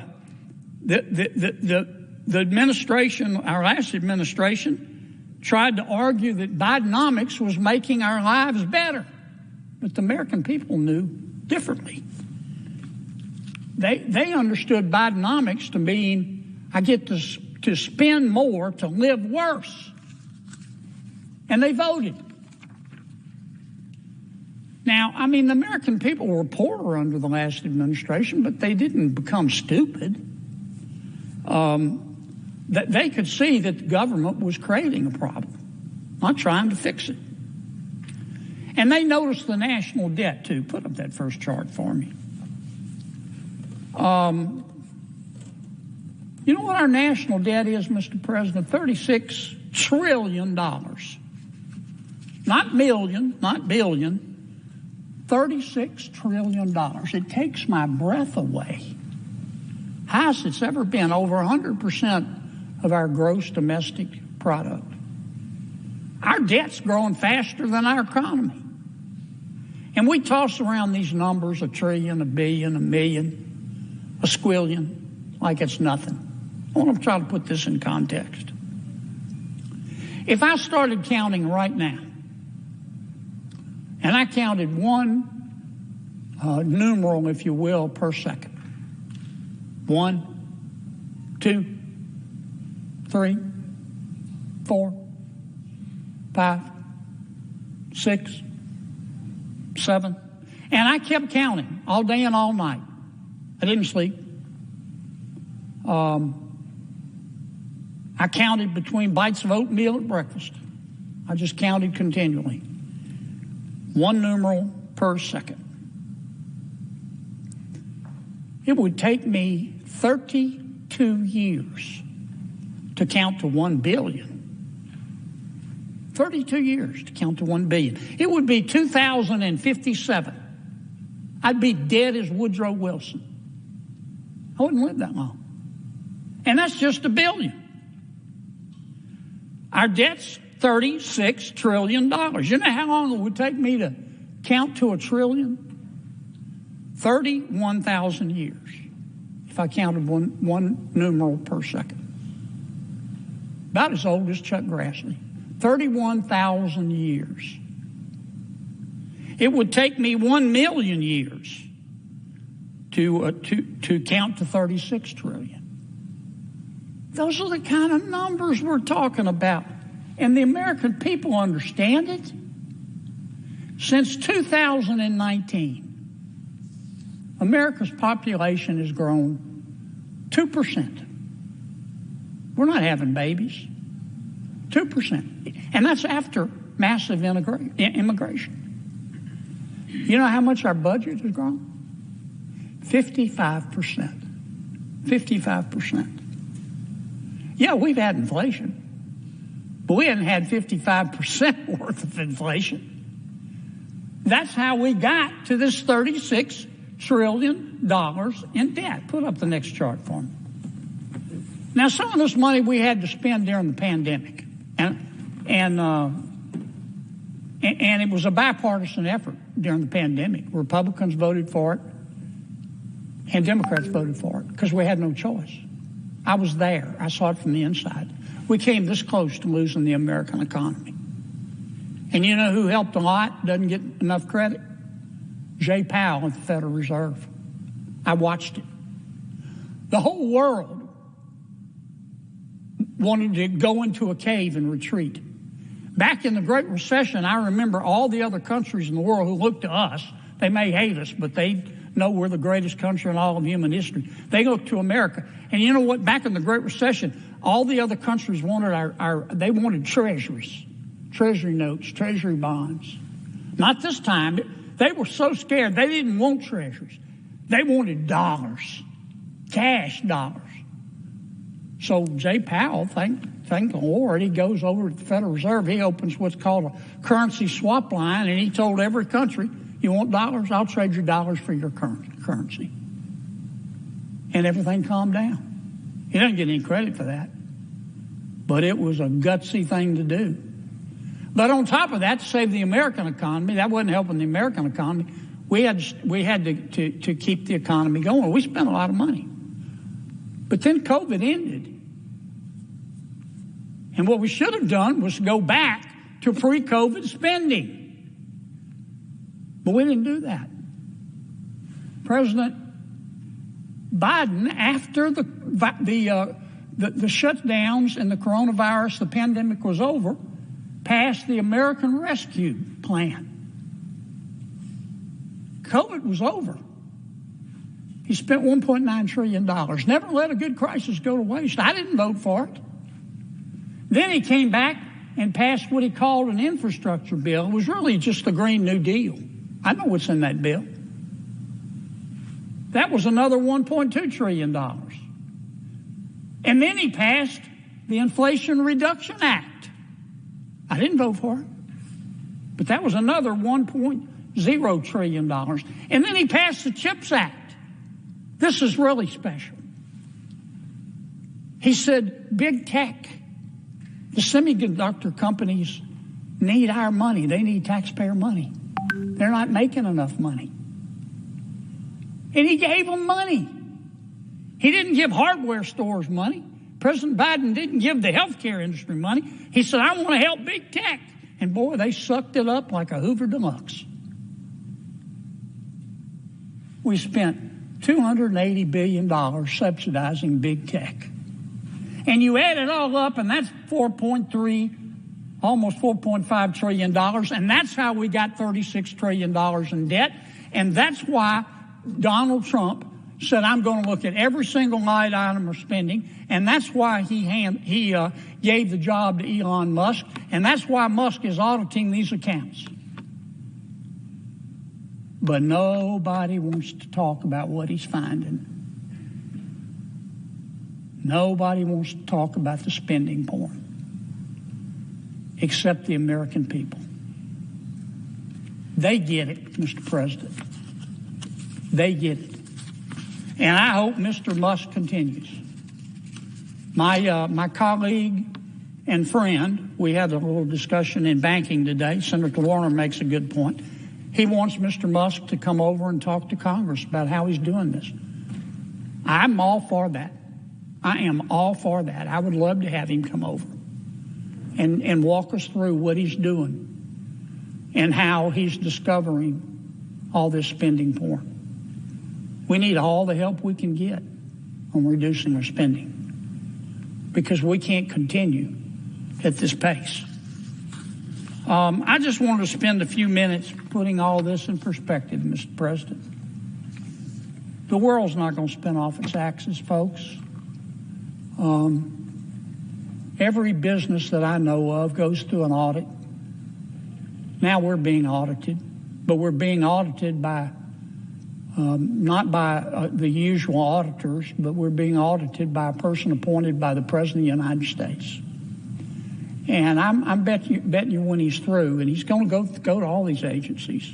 He's starting on the Department of Education next. I think he'll end up finding that some of our money is being well spent. But he's also going to find that some of our money is being stolen and it's being wasted. And that's an insult to every taxpayer in this country. So I'm going to end like I began. We ought to be giving Mr. Musk a medal. We ought to be thanking him. Maybe nobody else wants to hear about the spending porn, but I can't wait to read the book. I hope he finds all of it and compiles it. I hope Marco Rubio, our new Secretary of State, takes USAID and shakes them by the shoulder and lifts up the good people there and fires the bad people, the people that wasted taxpayer money like this, giving money to terrorist organizations, giving money to organizations that support Hamas. Hope he gets rid of every single one of them. And I think if we listen to Mr. Musk, we can save a lot of money. And I hope he does come over and explain what he's doing. I want to talk about one other subject real quickly. I've talked about it before. I'm not going to repeat it. This is India. This is China, which wants to run the whole world. China's already trying to take over the shipping lanes in the South China Sea. This is the Chagos Islands, right down here. Years ago, the Chagos Islands were owned by France. France ceded the Chagos Islands to our friends in Great Britain, UK. And a number of years ago, the United Kingdom and America got together, and we built, mostly with American dollars, by the way, we built a military base in the Chagos Islands, on one particular island called Diego Garcia. And it's a really important military base. For one thing, it's very close to the Bay of Bengal and the Indian Ocean in China, so we can watch them. For another thing, it's where it's one of the only bases where our nuclear submarines can dock. Hugely important. Well, the United Nations got mad at the United Kingdom. They said, Great Britain, you're bad people. You used to be colonialists. You acquired other countries, sometimes freely, sometimes by force. Every country I know of in the world of any strength has done that. Doesn't mean we ought to be proud of it, but it's part of our history. But the United Nations said, shame on you, UK. Shame on you. Bad, bad, bad, bad. You have to give back the Chagos Islands and the military base there. And the UN doesn't have any jurisdiction over the United Kingdom. But the UN said, not only do you have to give it back, but you don't give it back to the people of the Chagos Islands. You give it back to another group of islands way down here called Mauritius.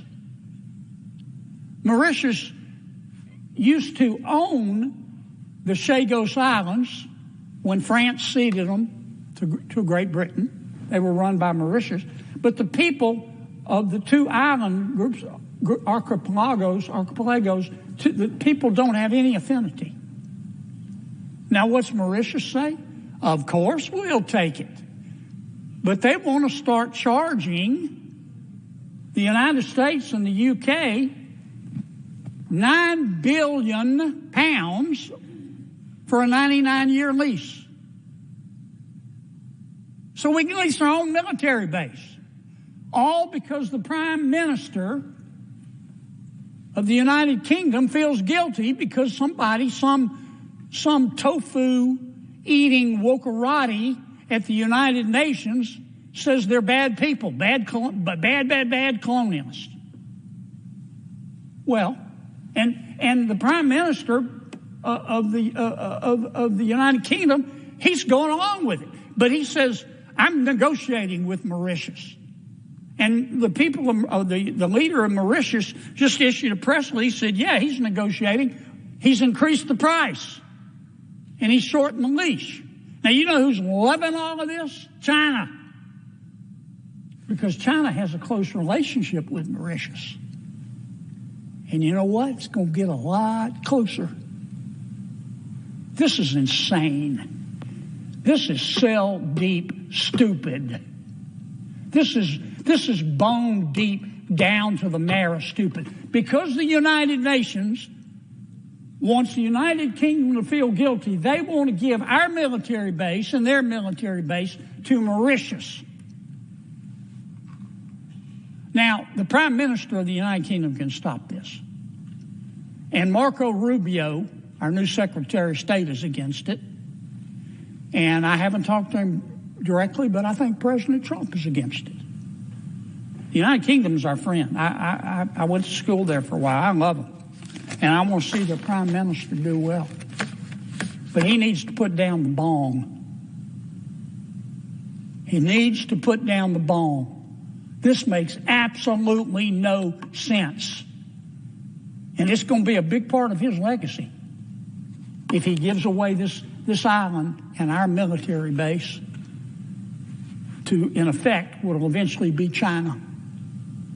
So I would say to the Prime Minister tonight, I don't mean any disrespect. I want to say this respectfully. I shouldn't have said the bong part. I take it back. Please, Mr. Prime Minister, don't do this. Don't do this. We'll stand with you in telling the United Nations who's upset with you to go fill out a hurt feelings report, because we're not doing it. We'll stand with you. Please say no. Don't give our military base away. It's going to really hurt the relationship between the United States of America and the United Kingdom. I know Donald Trump pretty well. I know Marco Rubio pretty well. They'll forgive, but they'll never, ever forget. Don't do it, Mr. Prime Minister. I've taken too much time. I'm sorry. I yield to my colleague from Virginia. Mr. President? Yes, sir. The Senator from Virginia. Mr. President.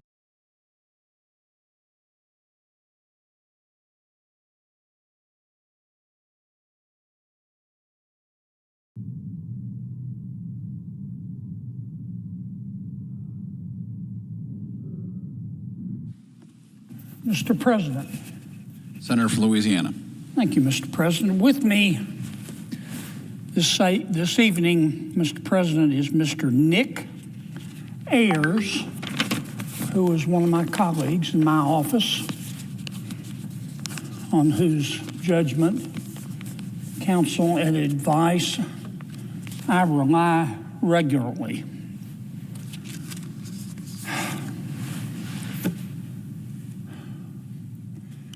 Mr. President, as you know, on any given day, the halls of the Senate office buildings and the Capitol itself are teeming with people. We have a lot of visitors. which is a great thing. We have a lot of staff members, very able. We obviously have 100 senators. And we have many, did I mention many?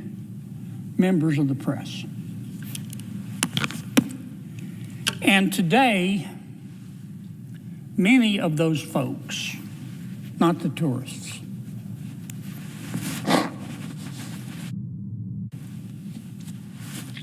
excuse me, Mr. President. Today, many of those folks, not the members of the public, our visitors, our people who are visiting us, but some staff members, some senators, and some members of the media have been catatonic. Catatonic. They've been foaming at the mouth. And it all has to do with a simple memorandum issued by the Office of Management and Budget dealing with spending. And I want to talk about that for a few minutes, Mr. President, and try to put it in perspective. I thought about starting my talk today off by saying, if it weren't for double standards around this place, there wouldn't be any standards at all. And actually that's true, but that's too cynical for the point I want to make today. The point I want to make today is that in Congress, we're headed for a multiple vehicle pileup. A multiple vehicle pileup, which I will describe in a moment. And it's going to be messy. And dealing with it is going to be messy. And we've got to deal with it in accordance with the Constitution and our laws as passed by Congress. But we're also going to have to try to do some things a different way. And it's not going to be altogether pretty. Now, we can all debate. I haven't met a dummy yet in the United States Senate. Some people would disagree with that, but that's been my experience. Every single member of this body is very clever. And they can get us bogged down in procedure and debate forever about how many lawyers can dance on the head of a pin. And all that's important. I've done it myself before. But we're also dealing with reality. Did I mention we're dealing with a multiple vehicle pileup? Mr. President, I remember back when President Obama was president, he repeatedly refused to enforce laws that he didn't like. When certain provisions, I remember it like it was yesterday, when certain provisions of the Affordable Care Act proved to be controversial, it was law. But some of those provisions of law that he passed were controversial. I'll give you an example. The mandate that large employers provide insurance to their employees or else pay a big penalty. President Obama just unilaterally delayed implementation. Said, I'm not going to enforce it. Nobody went catatonic around here. Nobody started foaming at the mouth. Maybe everybody had taken their meds that day. I don't know. But there was no hue and cry like we've heard today as a result of that OMB memorandum. I remember also when Congress took up the issue at President Obama's suggestion of Dreamers. Remember the Dreamers Act? Congress wouldn't pass it. Dreamers are children brought to the United States of America illegally. by their parents who've come here illegally. But the children are children. They don't know better. President Obama proposed the Dreamers Act. Congress didn't pass it, so President Obama just ignored the law. He protected them from deportation through executive action. It's called the 2012 Deferred Action for Childhood Arrivals Program. He broke the law. Nobody around here foamed at the mouth. Nobody around here went catatonic, included but not limited to the media. I remember when President Biden did a very similar thing. He sought to preserve and fortify DACA, as we call it. And he also took a number of steps unilaterally to weaken immigration enforcement. We know that. That's why the border under President Biden was an open bleeding wound. He refused to follow the law. Nobody foamed at the mouth around here. Members of the press didn't become catatonic. I don't remember anyone, Democrat or Republican, calling for President Obama's impeachment after a federal court criticized his administration for spending money unlawfully. You remember that? President Obama decided to pay subsidies to health insurers in 2014. Decided to give them money. Just one problem. Congress hadn't appropriated the money. The GOP House, the Republican-controlled House, sued him. Federal judge ruled against President Obama. But the money was spent.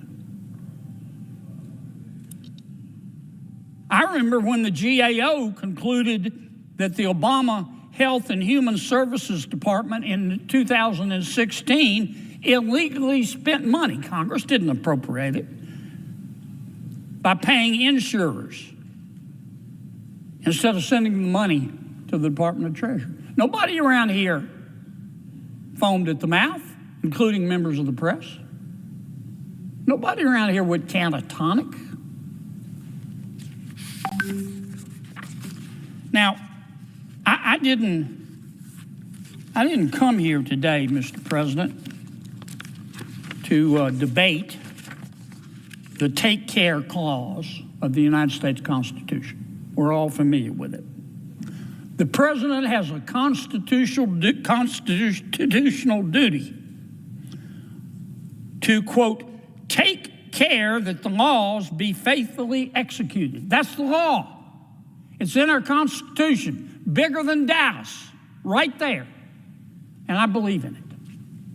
I didn't come here today to debate it. I didn't come here today to debate the 1974 Impoundment Control Act, which the courts have ruled to be constitutional, which says that Congress gets to appropriate the money and the president has to spend it. I don't want to get into all that. But I guess my point, Mr. President, in light of this OMB memorandum, which I'll talk about in a moment, my point is that having embraced non-enforcement when they like the results under President Biden and President Obama, my Democratic friends have very little standing. None, in fact, none, zero, zilch, nada, no standing to complain when President Trump employs the same legal theory for different purposes. I'm not suggesting that we ought to follow the rule, two wrongs don't make it right, but they do make it even. I'm just gently suggesting that maybe I should have started this speech with, if it weren't for double standards around this place, there wouldn't be any standards at all. Let me say it again. I support the take care clause of the Constitution. And I can read the law. I know a law book from a J. Crew catalog. I know what the Impoundment Act says. And I can read the court opinions holding that it's constitutional. Now, why am I talking about all this stuff? As you know, since he's been president, I don't know, a week, 10 days, President Trump has issued about 1 squillion executive orders. I think it's the most executive orders issued by a president in this short period of time in the history of ever. I'm still trying to read them. And most of his executive orders, this is a general statement, but I think it's fairly accurate, intend, as is his right, to reverse many of the policies implemented by President Biden. And I think it was yesterday, the Office of Management and Budget under President Trump, under an acting director, issued a memorandum. And the memorandum went out to all agencies of the federal government, and it said, look, you've seen the president's executive orders changing federal policy, which he has the right to issue. So hold up spending any money, OMB said to the various agencies, that would implement President Biden's policies as have been changed by President Trump. And the OMB was very careful in its initial memorandum and in its explanation later to say, look, we're not talking about direct payments to people. We're not talking about Medicaid. We're not talking about Medicare. We're not talking about Social Security. We're not talking about SNAP benefits. Very careful. Well, people around here today have been screaming like they're part of a prison riot. Oh my God, the president's not following the law.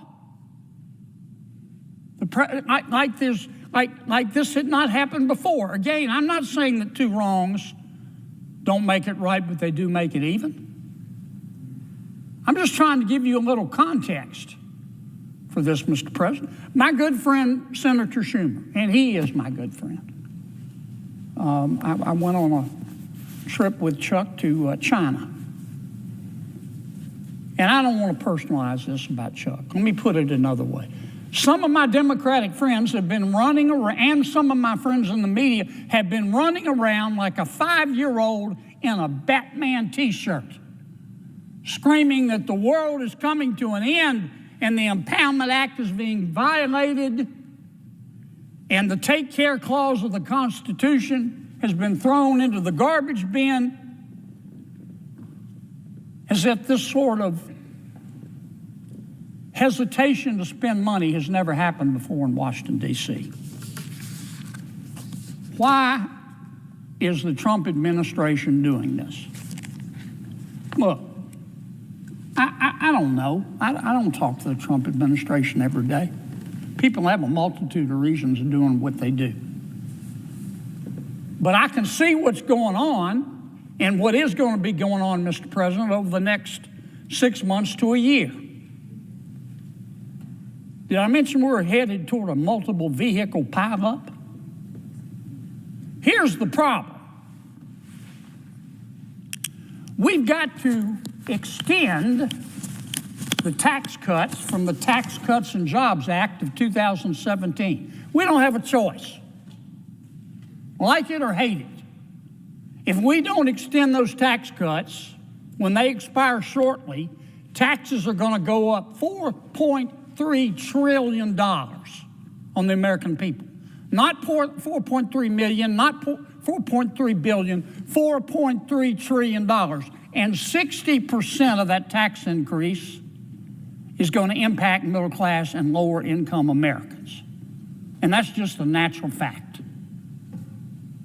If we don't extend those tax cuts, it is going to drive our GDP and our economy on a journey to the center of the earth. Even my Democratic friends know those tax cuts have to be extended. But we've got other things we have to do too. We're deficit spending. We're spending money around here like it was pond water, like it was ditch water. Hold up the other chart. I don't want to blame it all on President Biden, but if the shoe fits, wear it, Cinderella. This is what President Biden spent. He didn't spend this from tax revenues, he borrowed it. $1.9 trillion on the American Rescue Plan, $1.2 trillion on the Green New Deal, which they called an Infrastructure Act, $1 trillion on the Inflation Reduction Act, the CHIPS Act, where we gave money to some of the biggest companies in America, big tech, because they said they needed it. We gave them $280 billion for semiconductor manufacturing. It was just announced yesterday, China just kicked our ass on artificial intelligence. I don't know if I can say ass on the Senate floor, but by God, I just did. They did. I don't know how else to describe it. After we spent $280 billion, I mean, this is just under President Biden, $4.380 trillion of money we didn't have. We are deficit spending every nanosecond. I don't know how many millions we have had to borrow since I've been talking. We're taking in about $4.5 trillion,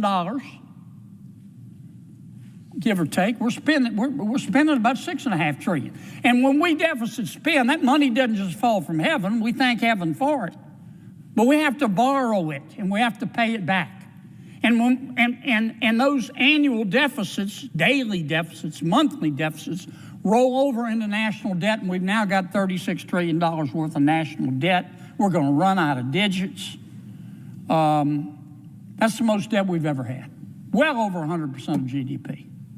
So we've got to renew the tax cuts, which is going to cause short-term, before it stimulates the economy, short-term loss of revenue, and we got to stop the deficit spending, and we got to reduce our debt. But there's more. There's more. We've got to increase defense spending, because President Xi is working with President Putin, who's working with the Ayatollah in Iran, and their goal is to have Putin dominate Eastern and Central Europe, to have Iran dominate the Middle East, have China dominate the Indo-Pacific and the South China Sea, and be free to roam in Sub-Saharan Africa and Latin America and South America.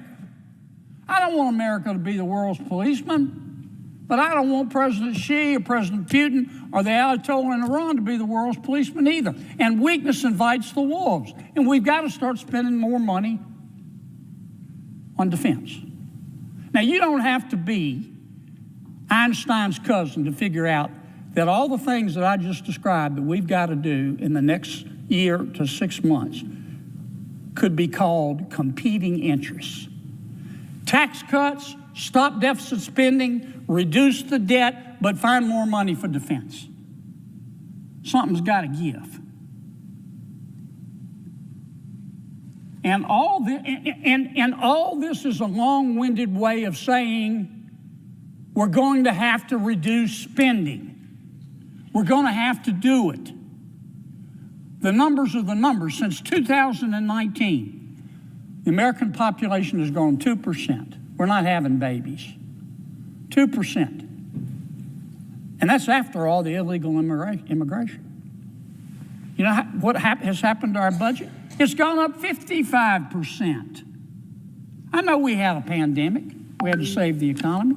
2% growth in population, 55% increase in spending. Yeah, we've had inflation. We haven't had 55% worth of inflation. We're going to have to go to be able to afford tax cuts and more defense spending and to pay down deficits and to pay down debt. We're going to have to reduce spending to pre-pandemic levels. And that's what this OMB memorandum today, which temporarily held up the spending of some money consistent with President Trump's executive orders, was the first baby step toward. That's what this is all about. That's what it's all about. The world is not going to spin off its axis. And again, I support the Take Care Clause of the Constitution. I understand what the Empowerment Act says, but this is reality. And this is what we've got to solve over the next year. And we're going to have to solve it. Show me that other chart. We're going to have to solve it together because the debt is $36 trillion. Our population is 355,000 people. That's 102 grand per man, woman, and child, and it's increased. And we're about to extend the tax cuts and start spending more in defense. There's a lot of excitement around here about the reconciliation bill or bills. I'm excited about it. You can write this down, Mr. President, and take it home to mama. Those reconciliation bills, which we have got to pass to get through this multiple vehicle pileup that I just described, are going to contain substantial spending cuts. They are. Because you know what? If they don't, that reconciliation bill or bills will never pass the United States Senate. And I know it will not pass the United States House of Representatives. And then we will have failed to do what we told the American people that we were going to do, which is to get federal government right-sized, to try to put the high prices behind us by growing out of them, by stimulating the economy and increasing wages, by making energy cheaper, by paying down our debt. And that's what's going on. So I hope all the folks today will go home and take off their Batman t-shirts, wash them. They're probably a little sweaty. I hope everybody will go home. Those who drink, have a cocktail, take their meds, and put this all in perspective.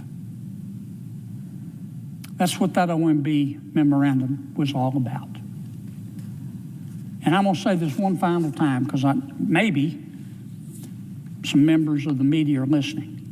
I am not advocating to ignore the Constitution. And I am not advocating to ignore the impoundment laws of this Congress. What I am saying is, if you don't believe we're going to have to cut spending substantially in order to get out of this mess that has been created, then you shouldn't be driving. Mr. President, I yield the floor.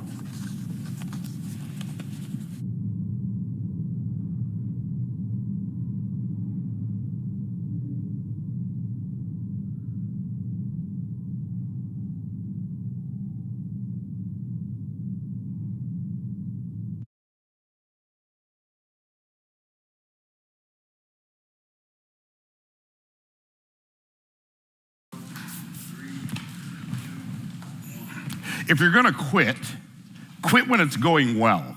If you're going to quit, quit when it's easy. If you're going to give up at the top of the mountain, not at the bottom of the mountain, not on the side of the mountain, not in the middle of the mountain. Give up when you get to the top of the mountain. If you're going to quit, quit after you make it work in grand fashion. Quit after you build and sell a successful business. Don't quit on the journey.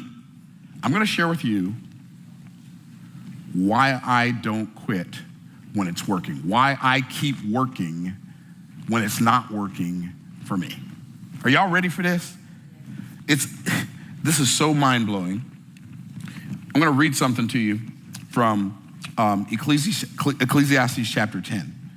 I would venture to guess, if I were a betting man, and I'm not, but were I a betting man, I would venture to bet that you have probably never heard a sermon on this passage in your life.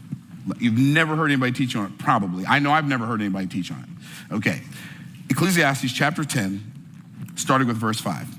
We're going to read down to verse number 9. Here's what it says. There is an evil which I have seen under the sun, as an error which proceedeth from the ruler. Folly is set in great dignity, and the rich sit in low place. I have seen servants upon horses, and princes walking as servants upon the earth. He that diggeth a pit shall fall into it. Whoso breaketh a hedge, a serpent shall bite him.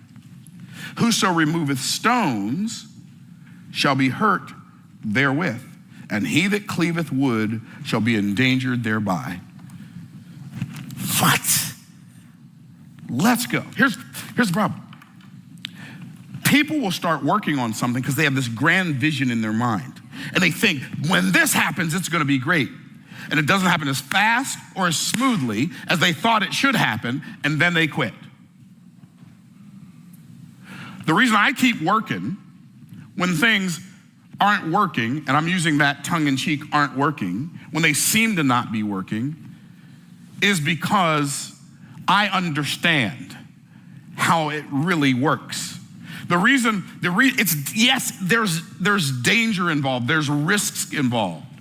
But even though there are risks involved, I'm gonna work when it looks like it might not work, if when it does work, it's worth it.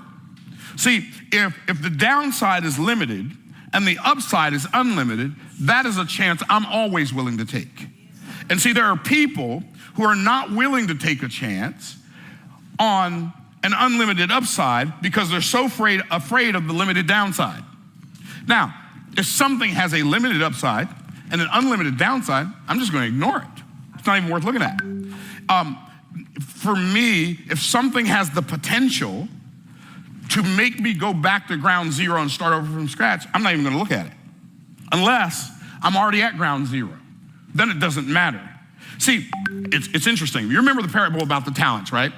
The master comes to his talent, we're going to call him an employee. The employee comes to his employees. He says, I'm going on a long journey. I need you to manage my money while I'm gone. He gave one 5 talents. He gave another 2 to another. He gave 1. He went, came back. This is in Matthew chapter 25 for those of you who want to go read it later. He went away, came back. When he came back, the one he gave 5 to said, you know, while you were gone, I gave your money to the exchangers, and I've turned your 5 into 10. Here's your 10. The one that got 2 said, oh, you remember that talent you gave, the 2 talents you gave me? Yeah, I took it, I put it in the exchange, and I traded it, and when it came back, I've got 4 for you. Would like to have done more, but I got these 4. The guy that received 1 came to his boss and said, you know, I know you're a hard man, and you gather where you haven't reaped, and you reap where you haven't sown, and you gather where you haven't strawed. So I made sure I didn't lose it. And because I was afraid, I buried it in the earth. And here, you can have your talent back. He said, wait, time out. You knew I reap where I haven't sown? You knew I gather where I haven't strawn? You should have then taken my money and given it to the exchanger so that when I came back, I might have received mine own with usury. Why? Because God loves multiplication.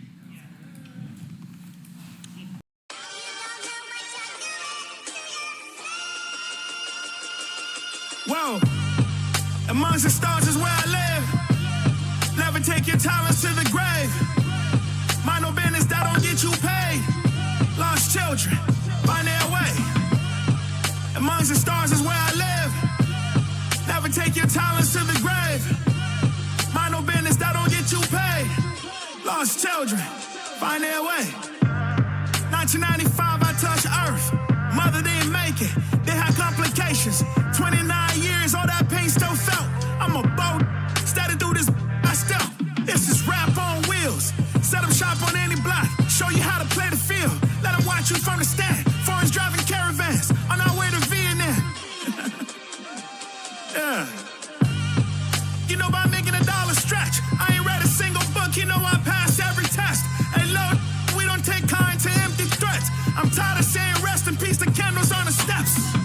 turned 90. 2 civil wars. Sending love from Liberia. Her heart pure. Give a where you from? How big is your heart? Been a from the jump, you know I swim with the sharks. Gotta draw you a plan, then you stick to the plot. Some mistakes will be made, but I don't mean you should stop. Wanna touch me in mail, wanna peek at the stars. If I like what I see, I might just put it in park. Amongst the stars is where I live. Never take your talents to the grave. Mind no business that don't get you paid. Lost children, find their way. Amongst the stars is where I live. Never take your talents to the grave. Mind no business that don't get you paid. Lost children, find their way. Ambidextry is with a southpaw. You can't siphon it. The flow's 80 proof. And my attitude on bulletproof. Every day gotta be payday. This kind of thing can get you ostracized. Either play by their rules or get penalized. Both my mind and my body on exercise. By the grace of Allah, this young rise. Yeah. Money game program, get with that. Leave them girls alone and get a chicken bag.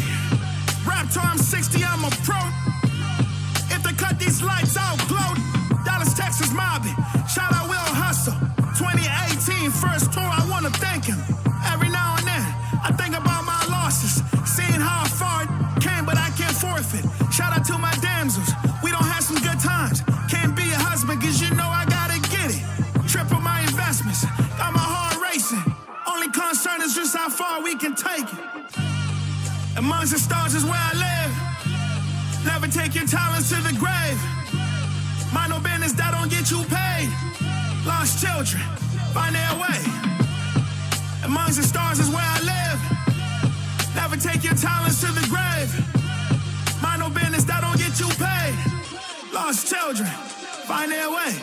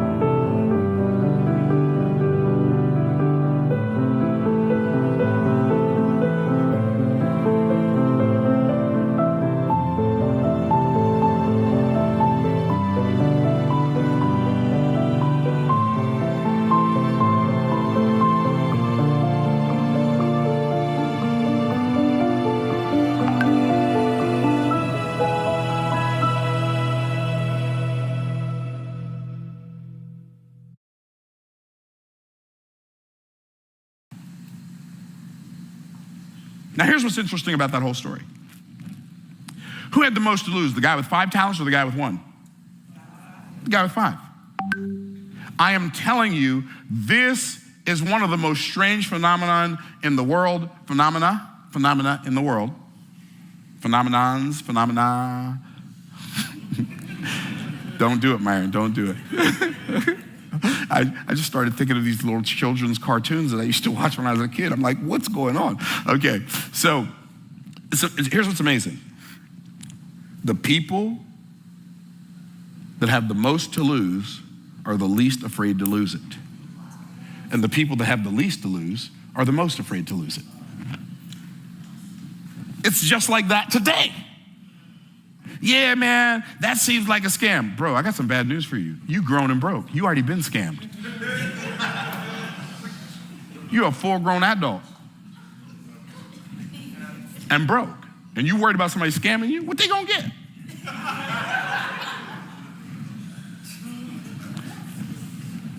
And so Solomon said, I've seen an evil on the earth.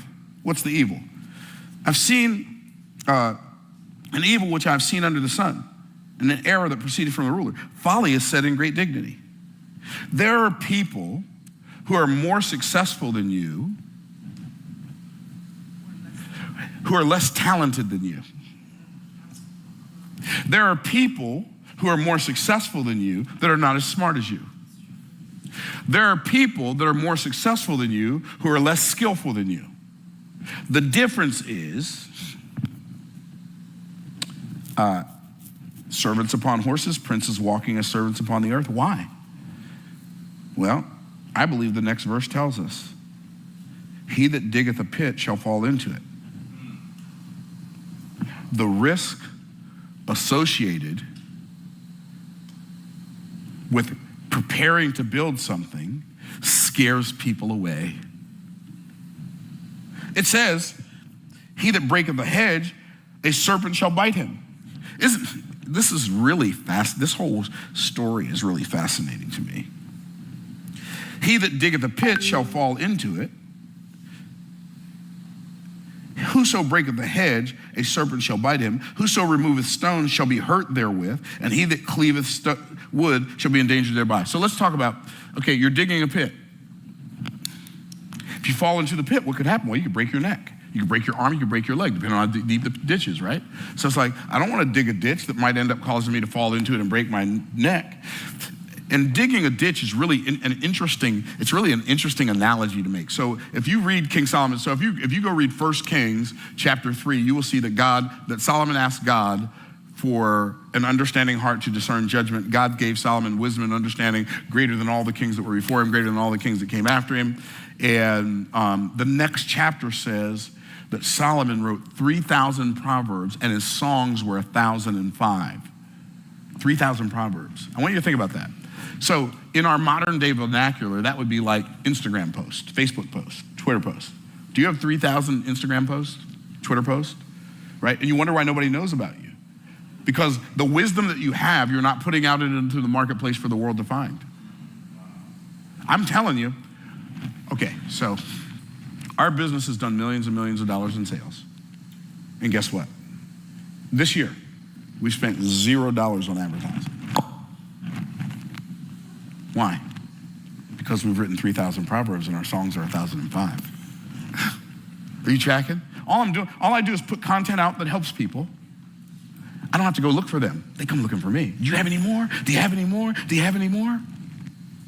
And anybody can do that. But see, unfortunately, because we were programmed in a Western society where some previous historical business moguls didn't understand that winning is not a zero-sum game.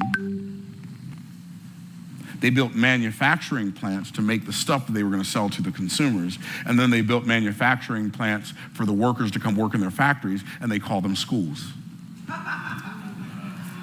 Oh, that's a historic fact. That's why the Rockefeller Foundation, the Carnegie Foundation, they contribute so much money to the educational system. So they can produce exactly the person they want for the jobs that need to be filled in their factories. That was their original intent. That's not, oh, I thought that was common knowledge. Okay. And so here's the problem though. Because we've been programmed to have a job, we think that the 11th commandment was thou shalt have a job with benefits. Right? That's what we think. But the reality is, there's nothing wrong with having a job, but it does creates some issues inside of us. We become dependent on someone we don't know to make sure that we and our families are provided for. That's one. But the other problem is we get addicted to a paycheck. And we become so addicted to a paycheck that if it doesn't make us money instantly, we don't want to do it. And so when you're doing your writing your 3,000 proverbs and your 1,005 songs, maybe you don't make any money at all until that 1,005th song comes out, right? And see, we want to sow today and reap today. That's not the law of the farm. The farm don't work like that.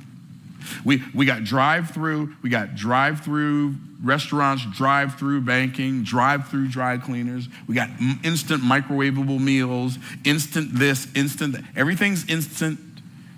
drive-through, and microwavable. So we want instant, drive-through, microwavable success. It doesn't work like that. This ain't that, y'all. And so the reason I keep working when it's not working for me is because I know that I'm bigger than it. And I know that if I'm not afraid of the risk and I keep on going, like when I was broke, you lose everything, that's okay. I haven't had anything most of my life, I'll be all right. Right? And I did, I mean, for the most part, went from being really, really rich to being really, really poor for a number of years. But the reason I became poor is because I lost perspective. It wasn't because, and I didn't become poor, I became broke. I didn't have any money for a short period of time. I was in transition. I was in transition. I was transitioning from not having no money to having some money. Okay, so the interesting thing about that is I just lost perspective. I lost perspective of truth. And I started getting meaning from circumstance instead of giving meaning to circumstance. Are you figuring out what I'm putting down? And the whole word circumstance is really fascinating anyway, isn't it? Because the scripture says, a wise man's eyes are in his head. Think about that. A wise man's eyes are in his head. What can we ascertain from that? Well, we don't see with our eyes. We see with our mind. Our eyes are just one of the tools our mind uses to see. And what's interesting is there are two types of animals on the earth. What are they? Predators and prey. Now, what's interesting is most prey just basically eats grass and berries and nuts and stuff, and most predators eat other animals, right? Well, here's what's interesting. In order for the prey to stay alive, it has to starve the predator. In order for the predator to stay alive, it has to eat the prey. Here's what that means. Somebody got to go. Okay, now you can tell, when you look at an animal, you can tell by looking at them at a glance whether they're predator or whether they're prey. How can you tell? Where their eyes are located. Where their eyes are located. Predators have their eyes in front of their head so they can see what they're pursuing. Prey have their eyes on the side of their head so they can see what's pursuing them. So if you take your hands, if you take your fingers, everybody take your fingers like this. Take your fingers like this. Even on YouTube, take your fingers like this. I'm watching you. I'm not really watching you on YouTube, but I'm pretending I am. Okay, take your fingers like this. I want you to look at both fingers. Keep your eye on both fingers as you move your arms farther apart. So we have, that's about it right there. I'm gonna say, based on my understanding of geometry, that's about a radius of 172%. Not quite 180. 180, I can't see either one. Okay, I even got to 177%. Okay, 177% radius. Why? Because my eyes are in front of my head. But imagine this. If one eye's on this side and one eye's on this side, I can see halfway around this way and halfway around this way. I can see what's around me. So, think about this. The word circumstance comes from the word circle and stand. What is a circumstance? A circumstance is the situation that surrounds me while I'm standing still. So, if you're going to change your circumstance, stop standing. It's called a circumrun. It ain't called a circumcharge. It ain't called a circummarch. What's it called? A circumstance. Stop standing. And so, the prey has its eyes on the side of its head. The predator has the eyes in front of her head. The wise man's eyes are in his head. So I get to decide every day when I wake up, am I going to be a predator who passionately pursues my purpose? Or am I going to be a prey who's paralyzed by all the circumstances that surround me? And so many people are so paralyzed by looking at all the things that could go wrong if they do this thing that's in them. They were made for it. But if they do it, They ask the most expensive question in world history. But what if it doesn't work? Do you realize that it's hard to get the answer to the question you don't ask?